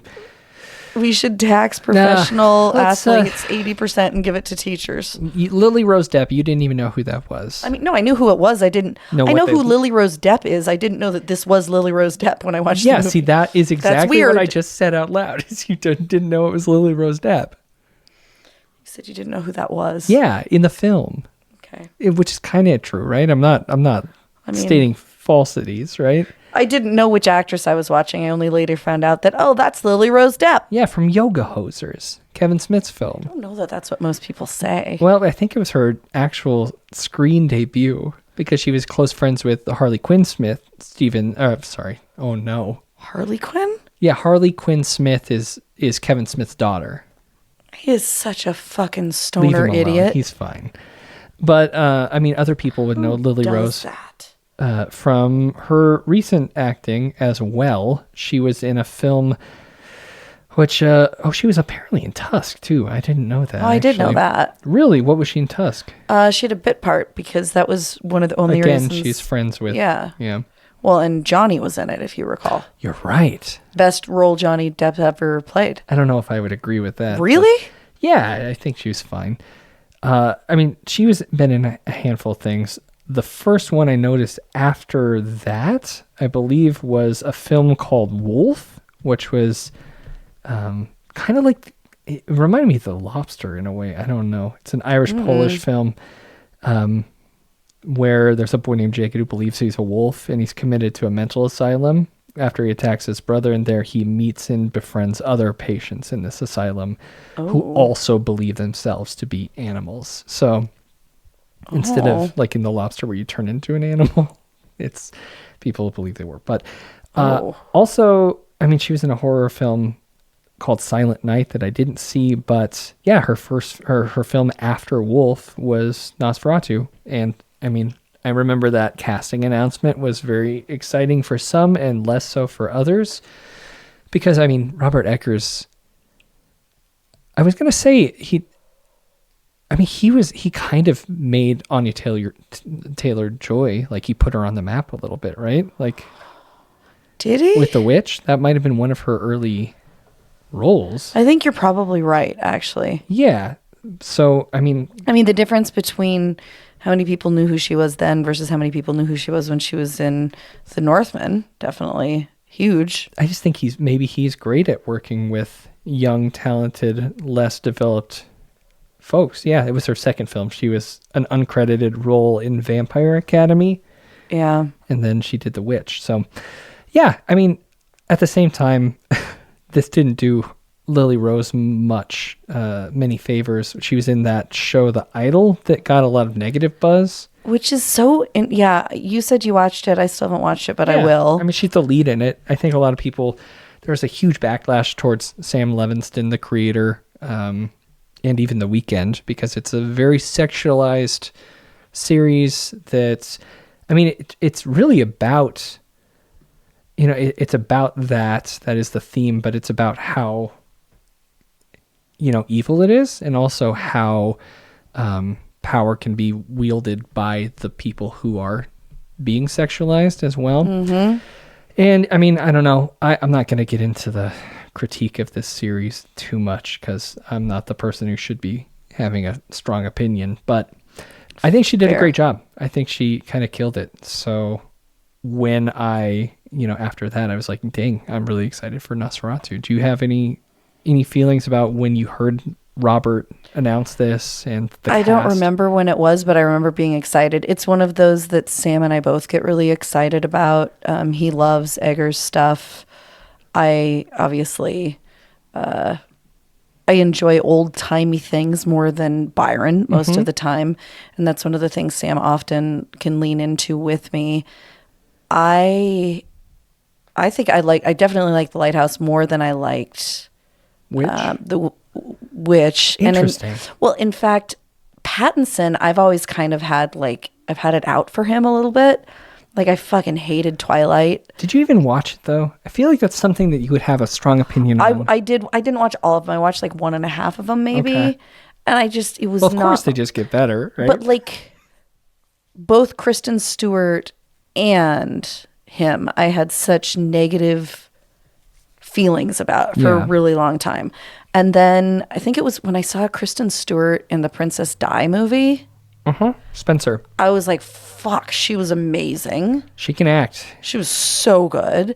And then seeing him in Lighthouse was a little bit... And then there's something in the way. What was that? The Batman movie. Oh. Did you watch that? I did, but I saw that way after. I mean, like, I liked him in Tenet way more. Like, I still haven't seen Tenet. Oh, it's so fucking good. It's worth watching a bunch of times. But so Lighthouse was kind of transformative for like, oh, okay, maybe Jeremy Irons' son actually isn't a douchebag. Maybe he can act. Like, okay. I'll give him a chance. And I was very bright-eyed and bushy-tailed going into this one. Yeah, I think we're all excited, even though it has a Nicholas Hoult, who I was kind of Hoult skeptical. I enjoyed... I just liked him in Mad Max. That's the only thing that I really have him heavily in my brain from. I think that's maybe what I should have considered, because to me, he's always like the warm bodies guy. Oh, and see, I didn't even connect that as really? Him. Isn't that weird? Like the things that you associate automatically with a person and other people don't. And I should have dropped that, because it seems like he's a quite established actor who is got a promising next couple steps as well. I don't know. What was it? Juror number 2 came out this year. I think a lot of folks were into that. I don't know if I have a strong opinion. It was directed by Clint Eastwood. So big year for old white guys. Mel Gibson's Flight, is he the one that's doing Flight Risk, which is that new airplane disaster, mob hitman, CIA informants with Bald Wahlberg? Yeah. Y'all Need a Pilot. He's directing that? I think Mel Gibson is doing Y'all Need a Pilot. Really? Yeah. I didn't know Gibson was even affiliated with that. That's Flight Risk, directed by Mel Gibson. Oh God. Y'all Need a Pilot. I feel like that guy's had too many chances. I feel like it's time to stop giving him more chances. But I'm gonna be there opening night. So. I mean, for Bald Wahlberg, of course I am. Wahlberg, yeah. I mean, it's such a dumb reveal. It's so perfect. Like I've watched a lot of Wahlberg movies recently, like the stupid family ones. Oh, sure. And they're so fucking dumb and enjoyable. Is it Daddy's Home or something? I don't know, whatever one where he plays like a former hitman and is trying to help his kids escape in the minivan. Don't know. It was so stupid and enjoyable. Totally stupid. But Holt is also in a new movie that I've been really looking forward to, about a white supremacist group in the, I think it's 80s or 90s. The film's called The Order. Have you ever heard of? Green Room. Okay. No, I mean, it's kind of, those are Nazis and punk rock Nazis. It's a little different. But yeah, The Order was a very prominent white supremacist group for a long time, and I'm really excited to see a film about that. Okay. I think they were funding themselves by robbing banks, and I think that's what this is about. It's about an FBI agent stopping a white supremacist group. Should be really cool, and he's starring in that. So he's also the voice of John in the Garfield movie, which I've never seen. But again, saying that I was Holt skeptical, I had some feelings about him going into this, and when you take a guy that is, to me, the Warm Bodies zombie, and you want to place him in 1800s, it was Germany, right? Which is where we're starting here. Yeah. It was tough for me, but not for long. You fell in pretty quickly. Yeah, I was pretty thrilled when the title card happened. Of course, I think it opens with Ellen, who is Lily Rose Depp's character, in her first experiences with what we soon determine is Orlok. Count Orlok. Yes, very scary gentleman, who I guess he approaches her in shadow form on her balcony, and then eventually takes her outside where I think it's fairly clear what happens, and she's very young at this age. This is when she's a child. But she's a teenager. Yeah, I guess. And she struck me as a teenager. I feel like I can't remember the age it was. I think it was young, but we'll just go with that. But yeah, really incredible, visually setting the tone, while kind of this scene with the still camera. It's a nod to the original Nosferatu, which we haven't covered as a film, but we have done a cinema autopsy for. Yep. I think it was for Camp Frightday. But yep. Yeah, I think that there's something about this opening scene that is paying homage to the original in a way that is it still feels new, fresh in Eggers, but yeah, undeniably setting the tone for this, which I really enjoyed. What? You're looking? Oh, sorry. I thought you were putting up a new image up there. Yeah, I kept bugging Sam throughout it because I haven't seen the Herzog version of this movie, and Sam has. Yeah. And Werner Herzog. Yeah. Sorry. And what was it for people who don't know? There's a 80s, 70s, 90s? It's apparently this is the story from it, because the story from the original Nosferatu is incredibly brief. It's nowhere close to this story. No, there's a lot left up for interpretation. 70s, 79 was the Herzog version. My understanding is that the storyline presented in this is the storyline from the Herzog version. Which it's funny because, as we said in the beginning, Eggers is a fan of the original.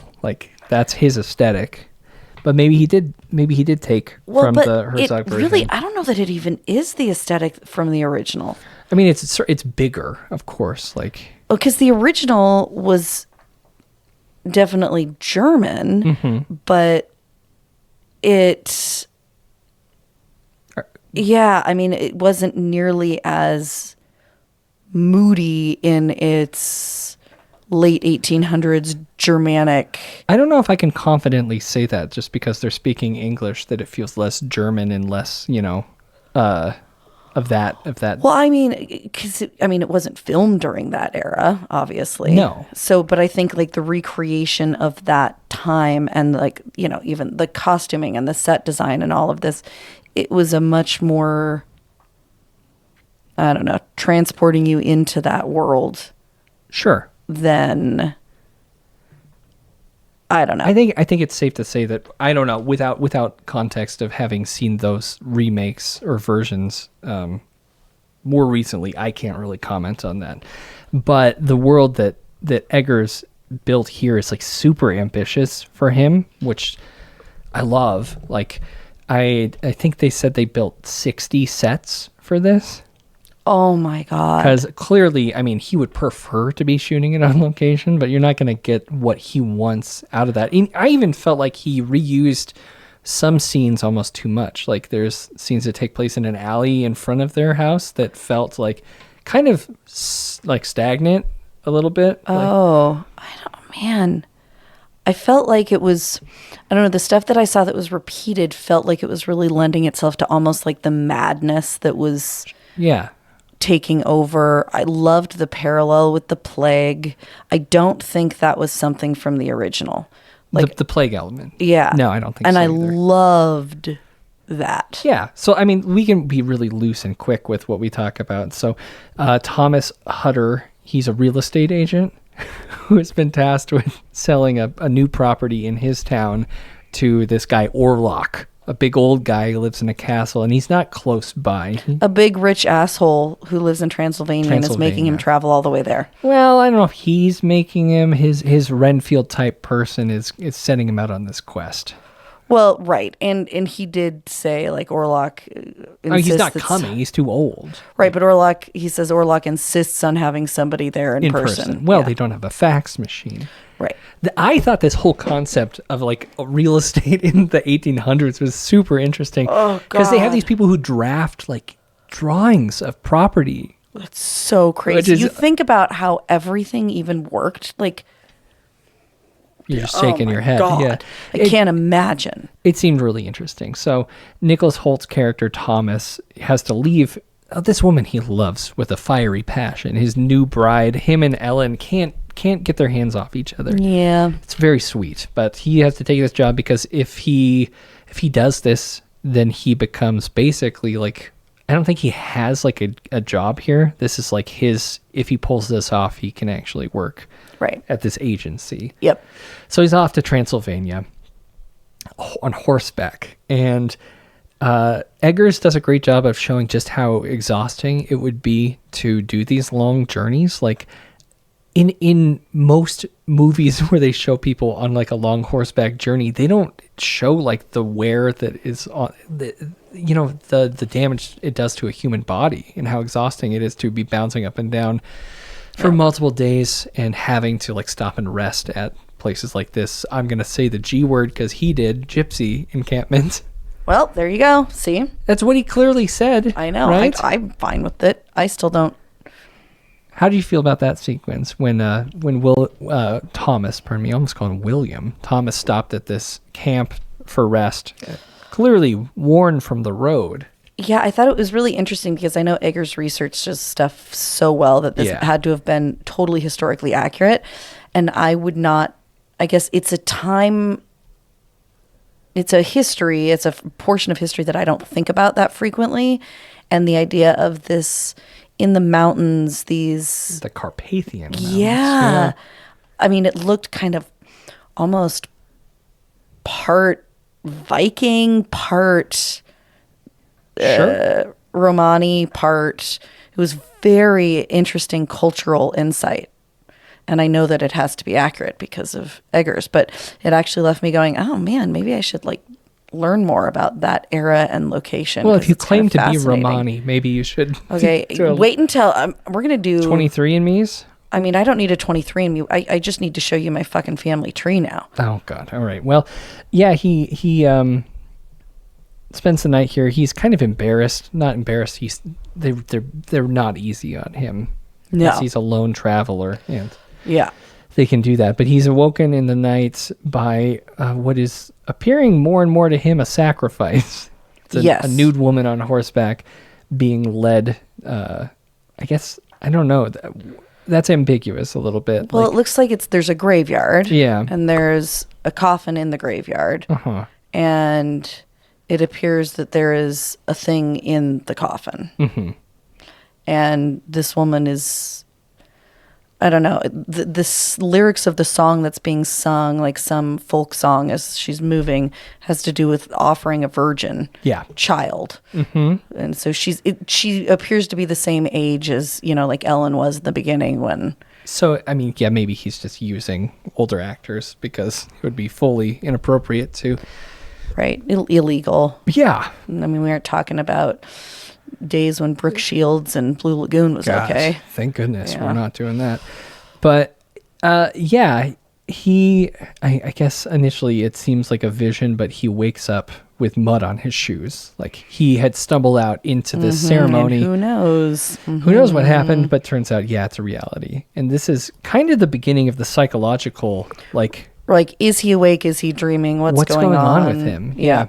Which is, I mean, again, it shows you just how hard travel was back then. Like, Byron, I don't know if you ever experienced this, but during the holiday season, part of it has to do with, I think, my kids being off from school and like my normal routine just not being functional. Between Christmas and New Year's, the couple days after New Year's, I told you it's weird. It's a fucking time warp, dimensional warp. You used to make fun of me because I used to always say, like, no one works between these days. And you're like, everyone works. And I say, well, I don't now. Yeah. I refused. I mean, I still have to, but like I do as little as possible. But like nothing makes sense. Like the days run together. And it was when I went to see this and I was like, what's going on? What is going on? And so I felt a little bit, being a little bit untethered also helped with enjoying that perspective, I think. Well, Thomas is about to have an even worse time. I guess this is almost like a Sleepy Hollow moment, which is... Yeah, actually, it's a good point. Because he enters this, like, very Speaking of Johnny Depp. Yeah, okay. Densely covered... Speaking of... We're talking about his daughter. A densely covered walkway, road. Yeah, this is where he enters an empty carriage that kind of helps him on his journey because his horse is gone at that point, right? Yeah. The Romani encampment. Yeah, took his everything. Horse is gone. Yeah. So he gets in an unmanned stagecoach, covered wagon. What's the appropriate term here? I think it is a stagecoach. Yeah. And that leads... Carriage, maybe. Yeah. Leads him up to Orlok's castle. Just impressive. Old, though. Kind of gross. Very old. Yeah. And Orlok, also, a gross fucking guy. I told you before the show, he reminded me of the Destroy All Neighbors neighbor. Yeah. Physically transforming himself once again. It is Skarsgård. But it's not the Skarsgård. No, what Skarsgård is this? Alex is the Skarsgård. Why do you keep saying that? Because he's the hot one. Alex is the hot one? I thought you liked... Bill's fine. He's not... I mean, yeah, Alex is the hot one.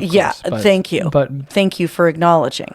Yeah. Okay, like, I'm sorry, it sucks. But, like, he just is. Why does it suck? It sucks for Bill to have his brother called the hot one. But that's just the reality. I mean, Bill's a better character actor, though. Bill might be a better actor. I'm willing to say that that's a possibility. I'm also willing to say I don't give a shit because I like looking at Alexander more. Okay. Well, that's fine. At least Eggers got introduced to the Skarsgård clan. But you know what's funny that tipped me off initially? It's like the textbook hunch. You think? Like there's a Skarsgård hunch that both Bill and Alexander have. Sam says it comes naturally when you're tall. I was going to say, he's 6'4", but for some reason he feels like a small guy to me. And he also just, I think, if you watch, I don't know, what was, oh my God, the Barbarian? the travel one that Alexander was in. Oh. The one that I really liked. travel one. Yeah, Is it a horror film? Yeah, we covered it a couple years ago. Oh my God. Infinity Pool. Yes. Yeah. He's just very, it's like he's trying to hide the fact that he's 3 inches or 4 inches taller than everybody. Mm-hmm. He just walks kind of hunched over. And Orlok walks like that. Yeah. And that was literally... But he's made to appear massive. Right. Well, because the fucking Skarsgårds are massive. Well, but even like thick, like wide. Yes. Like, You're right. Yeah. I don't know how you feel about this. I think this was probably the most dangerous part of doing a Nosferatu remake would be creating the correct, Oh, he was scary. He was kind of scary. It was more creature effect, I guess, than I was anticipating, too. Well, I think it's more auditory than anything. Ooh, interesting. Okay. Till the end. Like the inhale, the breathing. There's so much breathing in this movie. Well, and just the subtle, I don't know that it was that subtle, but where you've got the camera on Holt and then Orlok is to Holt's right, and then he disappears and suddenly appears on Holt's left. Yeah. And the instantaneous transport you can tell is off-putting to Holt, but he's also been traveling for 6 weeks and is totally half delusional and not really sure. Kind of being a bad partner too, by the way. He didn't write the letters that he said he would. No, I mean... A letter every day? How can you even do that? Well, he said he wrote them until he got to Orlok's castle, and then shit just got fucked up, right? I mean, he was getting fed on. That's true. Yeah. Right? I mean, he was not doing well. No, not at all. But I don't know. There's some elements of Orlok's character, and I think that this is maybe not in the original, but kind of goes hand in hand with the more traditional Dracula, more recently traditional Dracula narrative.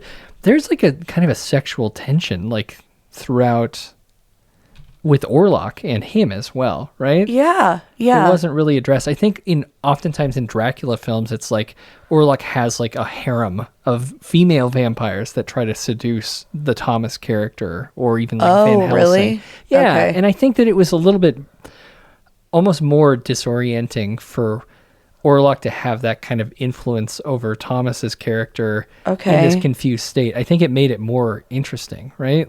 Okay. Kind of more menacing. I don't know. Anytime you're feeding off the bare chest of someone, I think there's an analogy, something there. Okay.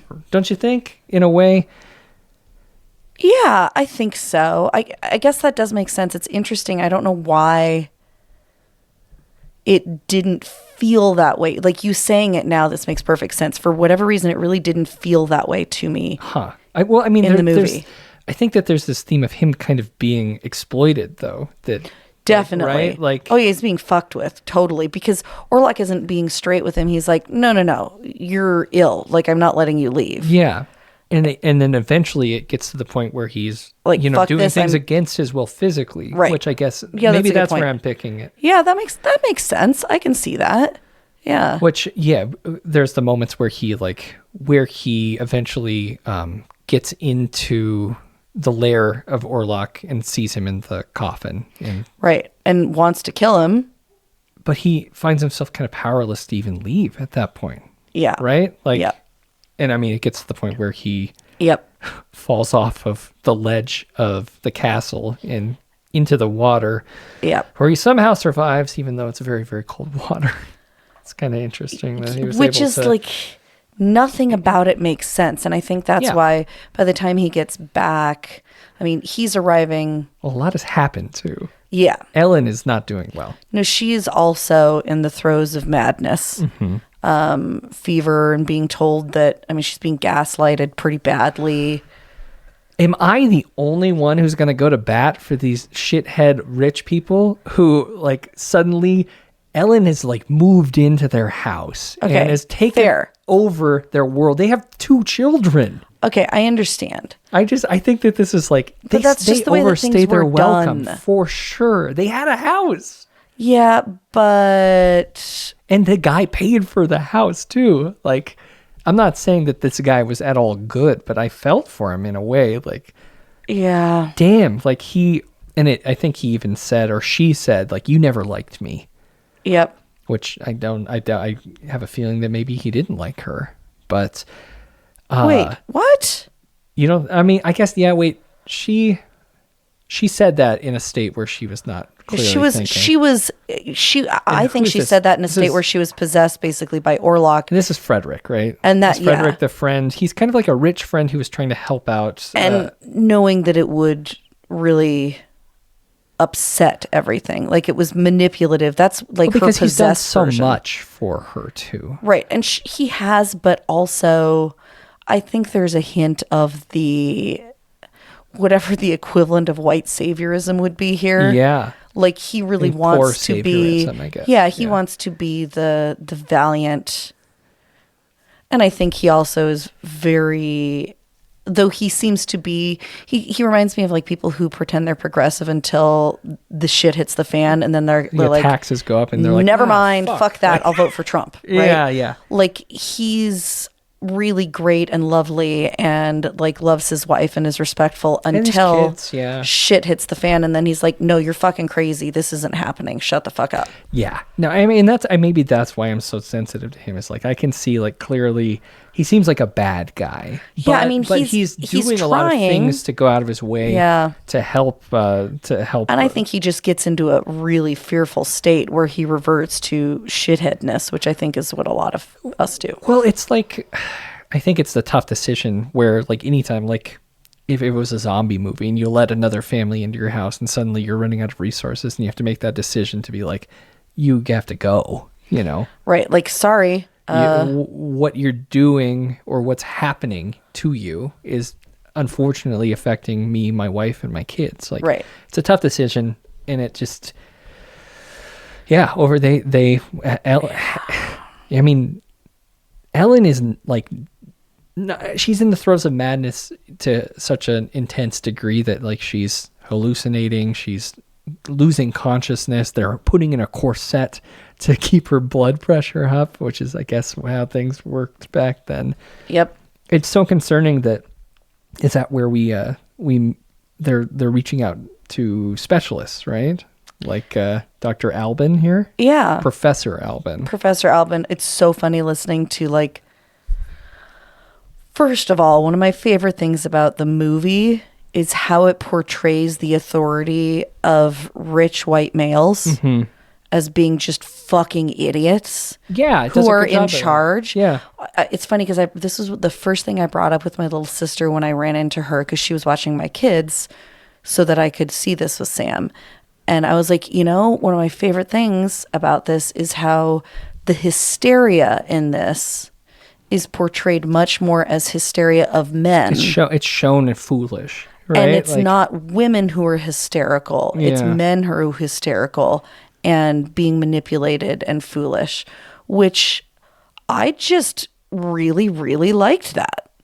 I don't know. I don't think it's necessarily abnormal for the Nosferatu narrative for that to be the case, but I think this was expanded in a way that felt not... I don't know. It was in keeping with the story. It didn't feel out of place, but it also was a way of changing the dialogue that I don't know, felt like a authentic modern update. I was going to say it's historically authentic while like shown in an authentic way as well. When it in the past it would have been obscured. Like like this was pretty cool to see the dudes who look like morons. Like this doctor looks like a downright fool because he's, you know, saying like, oh, we need to let some of her blood out. And then sometimes you got too much blood, Kelly. And then we've got Defoe coming in, like you said, the specialist, this Swiss specialist who nobody will listen to, but like actually might know more. And did he just arrive and his room looked that fucked up that quickly? No, he had been there for a long time. Okay. But he was basically, he had left the university where he had taught this doctor. Okay. And so like this doctor finally hits a wall and is like, okay, yeah, I don't know what to do now. Mm-hmm. We got to go see the crazy guy now. Yeah. But you're going to say he's crazy.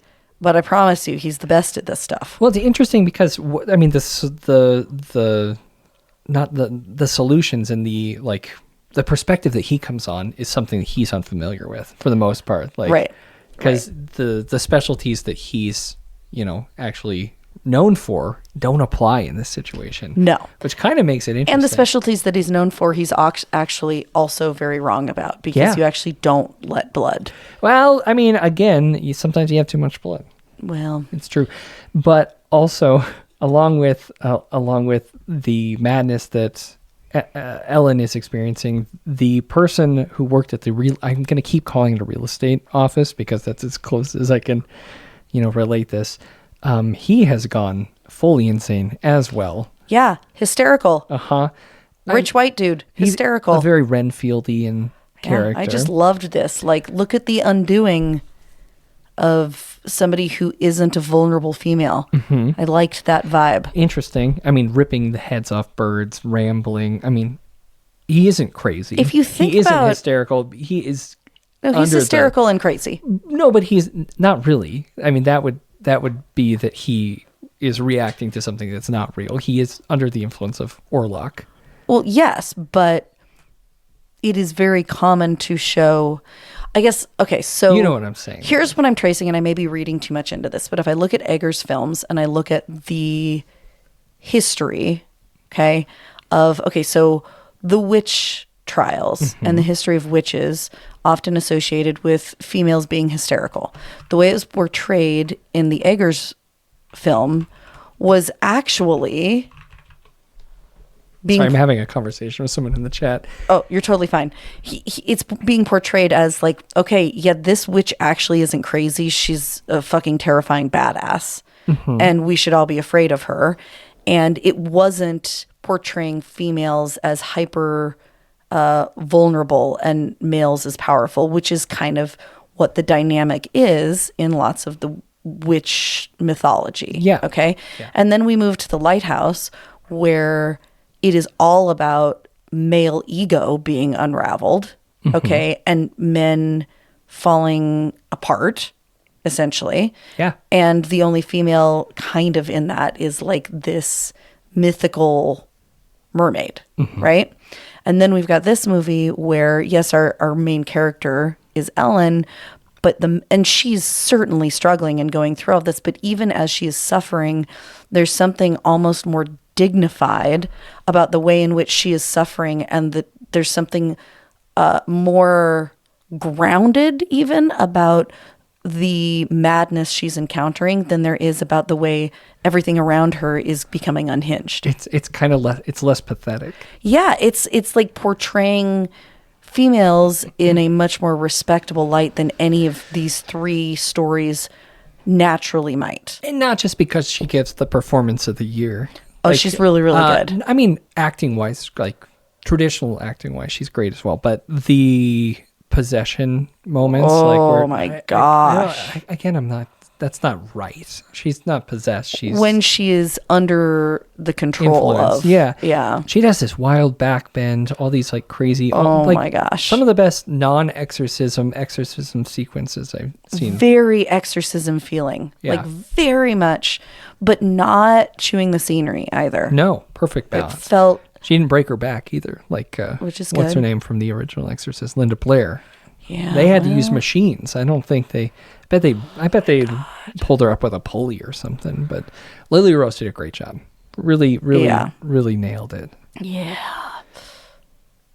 But yeah, I mean, I guess when I'm saying the madness, it's not. He wasn't mad. He was out of his control, I guess. So maybe that's mad, but I think that's the definition of mad. Good. Well, okay, we'll move on past it. But yeah, I guess you're right. Cool performances from the side characters like him, but she's communicating with Orlok while Nicholas Holt's character Thomas is trying to get back home. And eventually he makes it. They're both in rough shape.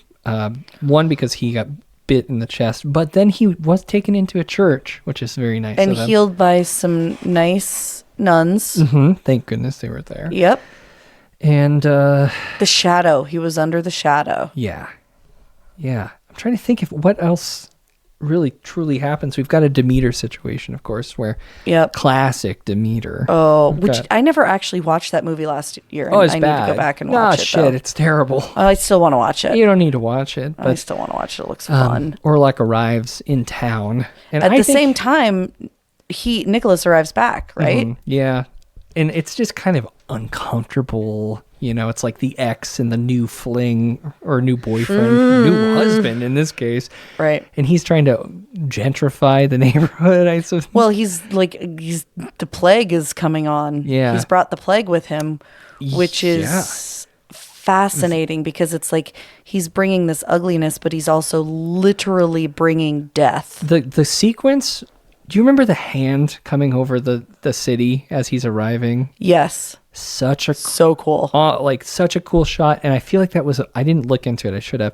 I feel like it was like a model set that Eggers probably built. Like it might have been. We should look up. Because it looked amazing. It was amazing. It was such a cool sequence. Really beautiful. Again, nods to the classic film using the shadows and the hands. Yep. Like And there were a couple scenes inside their apartment or whatever that really used those shadows as well.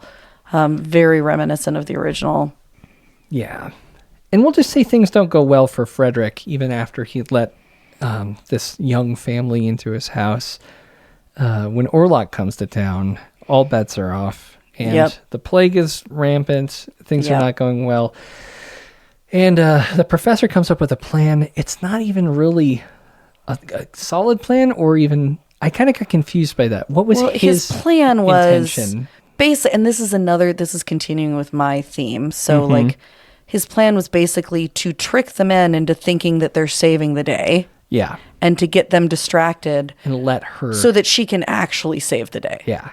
Because the only way that anything is going to be saved, because men can be completely manipulated by sex, even an almighty, powerful being like this Count Orlok. And so the only way he will be undone is through Ellen's absolute bravery / maybe she's actually attracted to him, who knows. Yeah. And there's a really fine line that I think is very expertly walked there. It's not, I don't think, the way it came off to me at least was not that she was actually in love with him, but that she had accepted that her fate, almost in the way you see in males in maybe a lot of horror movies, saying like, nope, I'm going to fall on this grenade. Yeah. So that the rest of you Someone can says run. Yeah. Right. Like that's essentially what she's doing with her femininity. Yeah. Right. Like, so she knows that this is all that Orlok has wanted and that literally the city is dying from the plague he has brought. So it's at this point, not just for her husband. It's not just for her family or for her friends. It is for like mankind, and she agrees to it. The unholy union. But like Defoe has essentially been the person who has allowed that orchestration. So he's like the one male witness who recognizes that they actually don't have the power to stop this thing. Yeah, they're not just gonna go bust open mausoleums and like. Right, but he also knows that everybody can be really easily distracted by getting a plan, basically a pitchfork and a torch of plan, guys and a couple beers, and we're just let's go do it. Yeah. And then he's like, okay, now actually do the hero's work, Ellen. Yeah. So, but it was interesting the way that played out to me. Because it was a very brief conversation that he had with Ellen as they arrived at her house. He's walking her back from the carriage and is basically saying, like, this is what needs to happen. Great note from chat. And maybe this is what I was not counting, is maybe he is a hunk. Maybe Orlok is a hunk. They didn't say that, but they did say he has a wonderful mustache, and maybe that's enough, right? I mean, I fucking hate mustaches. Maybe a big curly mustache is what some ladies love. Maybe in Germany in the 1800s, that was the jam. I think it was more of a personal sacrifice to save the city and the person that she loved. I just thought it was not heavy-handed. You can interpret it a lot of different ways, but for me, that was my interpretation, and I really liked the way that it wasn't beating you over the head with it, but it was really fun, for me at least, to run with that storyline. Yeah. I mean, what do you think of that final sacrifice scene? It is fairly intense. It's very intense. It feels I don't know. I almost need to watch it again to really, because it was so intense. And there's even a point at which, I don't know. I need to watch it again, and I'd love to hear Egger's commentary on it, because there's a point at which it felt like, to me, she might be able to escape. And then it was like you could watch that moment pass. I think, well, maybe she knew, like, even if I run, like, this isn't... Right. Well, and he looks up and recognizes, Orlok looks up and recognizes the sun coming up and, like, kind of goes, oh, shit. But he's too into the fucking at that point. Well, and she literally, like... kind of with her embraces last him. breaths, like, pulls him back in just to make sure. Yeah, God. I mean, it's really a uniquely sexual scene. Very, right? And layered as well. But oddly, and this could just be me being crazy, like, I expected it to feel more exploitive than it did. No, she's in control. Yeah. She's fully in And control the way of the that he situation. managed to portray that sense, apparently to both of us. Yeah. Like, I don't know that everybody had that impression, but that's what both of us felt. Oh, the audience that I was at, the theater fucking hated it. I was Really? in the worst theater. I saw 4 teens in second row scrolling TikTok the whole time. I would have murdered them. Well, you know my new thing that I do. I just sit in the back because I'm fully not distracted. And if I need to take notes for the podcast, I can take notes back there. My recommendation, Yeah. 3:45 matinee. Seems like a good time to go. On a Wednesday. Yeah. But yeah, I mean, I think I heard like kind of energy at the end, which was and they were kind of like whatting a little bit, like what when Orlok's, we're not going to do dead giveaways, we've already given it away. And Orlok, sorry Kate, Orlok dies. Yeah, he gets his fucking face melted out in like a crazy like practical scene. Yeah, like, and the end image of him as this like shriveled little creature on top of her, I really loved it. Yeah, it felt was very feminist in a weird way. Yeah, I mean, I'm not even going to deny that at all. I think that like it was just a really interesting moment for Thomas to come in on and recognize that like what had happened. But it wasn't. It was just done in such a nuanced way. Like there was no anger. Nope. Like, you know, I mean, clearly, like. Well, because he really wasn't this stupid macho jackass. I mean, he was a dude. I don't know. There was a lot of understanding in beyond all that, just heartbreak, but like not in any sort of like over the top way. It was a really, really interesting, unique sequence, and I think it like they nailed it. Like, it was really, really incredible. I don't know. I'm excited to watch it again, but. Kelly, all that, as above, so below. I swear this is the year I come up with some sort of a stinger for that. But for now, what's your highs and lows? You're going to be weirded out by my high. So for some reason, when something is less vivid in color, I notice the lighting a lot more. Mm-hmm. The lighting in this movie, like almost every scene struck me. For me, like the overall lighting, the use of light and dark specifically within the tones of the picture, I think was 90% of the atmosphere for me. And the moments where that was, I don't know, the main character on the screen, that was a huge high for me. The low was probably... I don't know. The other high is the crazy boss man. I mean, the crazy... Him losing his mind in that asylum was pretty... And the neck bite was pretty incredible. Yeah, we didn't talk about that. He bit the neck of a man. Yeah. Yeah. The low, I hate rats. Okay. I don't hate them as much as snakes. Sure. But that was pretty creepy and effective, but creepy. Great. Yeah. My low is kind of just the the era it's set in is not really my thing. I'm not a gothic guy. All this shit always feels like Sweeney Todd to me, which is You just won't let go of another Johnny Depp tonight. I guess. Yep. Yeah, but I mean, maybe that's my thing. Is I've never really been into that era, and as a genre, I'm not really into gothic horror. But Eggers did an okay job here. Like, It didn't feel cliche gothic in any way. No, but I mean, there's still elements of it. Like I mentioned, some of the sets to me felt a little bit like, I don't know, like almost like a stage play, I guess. But it's clear that, I mean, the detail in this is not stage play, but some of it felt like these still shots felt a little bit more like that. Interesting. And that was something, and small nitpick, because what they did with this film is took that thing that I used to have a huge problem with and made it like not just tolerable, but like It was kind of cool. exceptional. I had a great time with this. I mean, I guess highs though. Lily Rose Depp really proved herself here. Like, Yeah. and I mean, she's been doing it for a while, but this is like next level amazing performance. Like, not gonna forget this anytime soon. Like, amazing job, complex story. Eggers, I forgive him for The Northman for this. Yeah. I mean, Eggers, I appreciate your efforts to elevate the role of women in subtle, meaningful ways. He did it in The Northman with Anya Taylor-Joy as well. So yeah, she was more powerful than the morons fighting to the death naked in the volcano. yeah, not physically, but Well, physically too. I'd have to rewatch the movie. I mean, she was giving life, and they were just trying to take it from each other. I just remember that Skarsgård just like punching and axing and chopping everyone, and that's kind of all I remember about that movie. Right. But this movie, final thoughts, Kelly.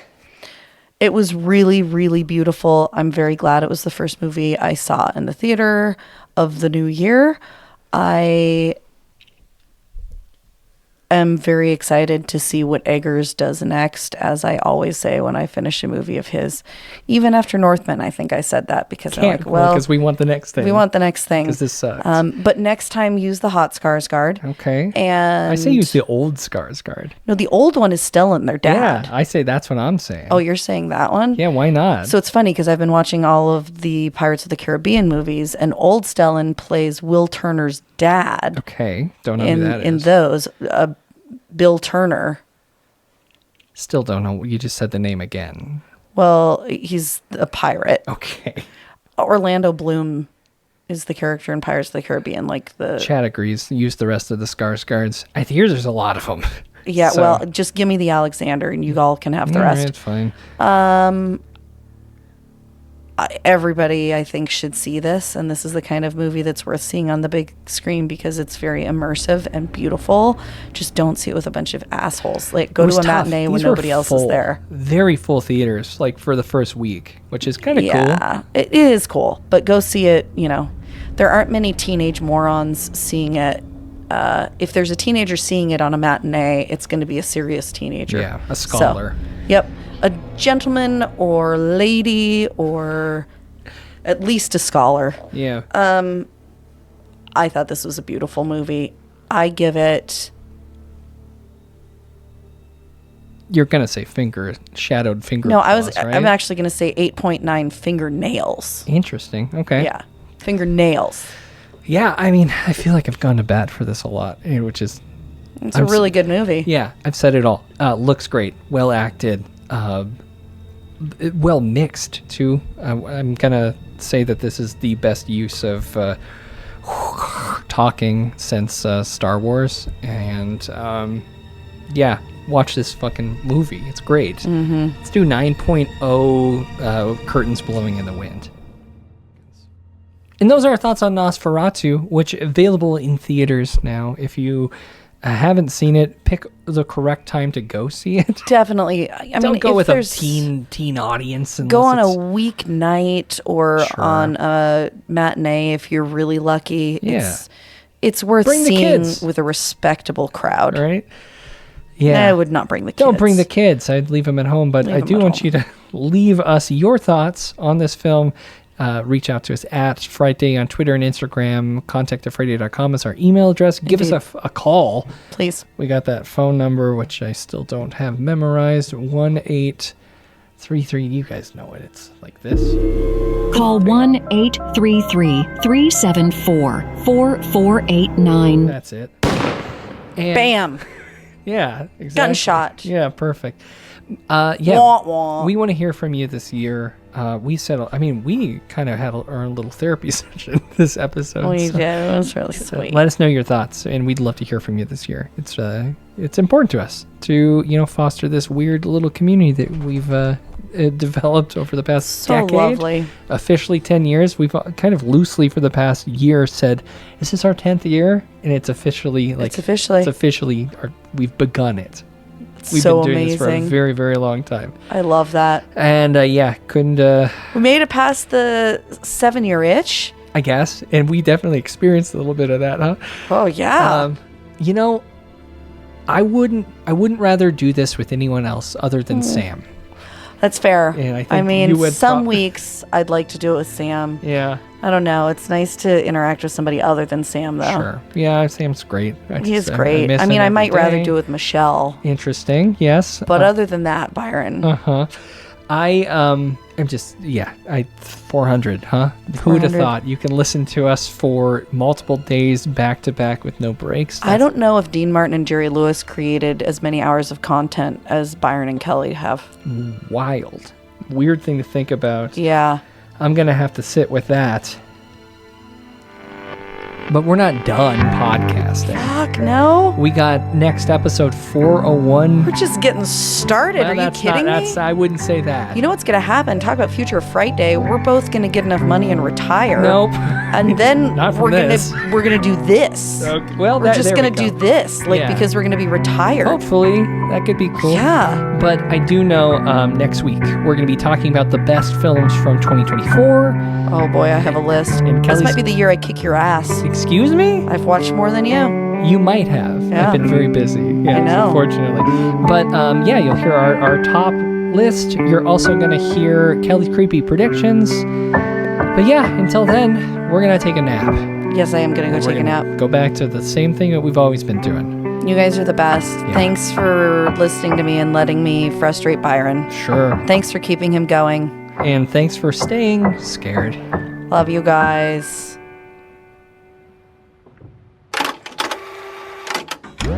You've been listening to an Audio Wool original, produced by Byron McCoy. Theme music is provided by Yawns. For more programs like this, visit audiowool.co.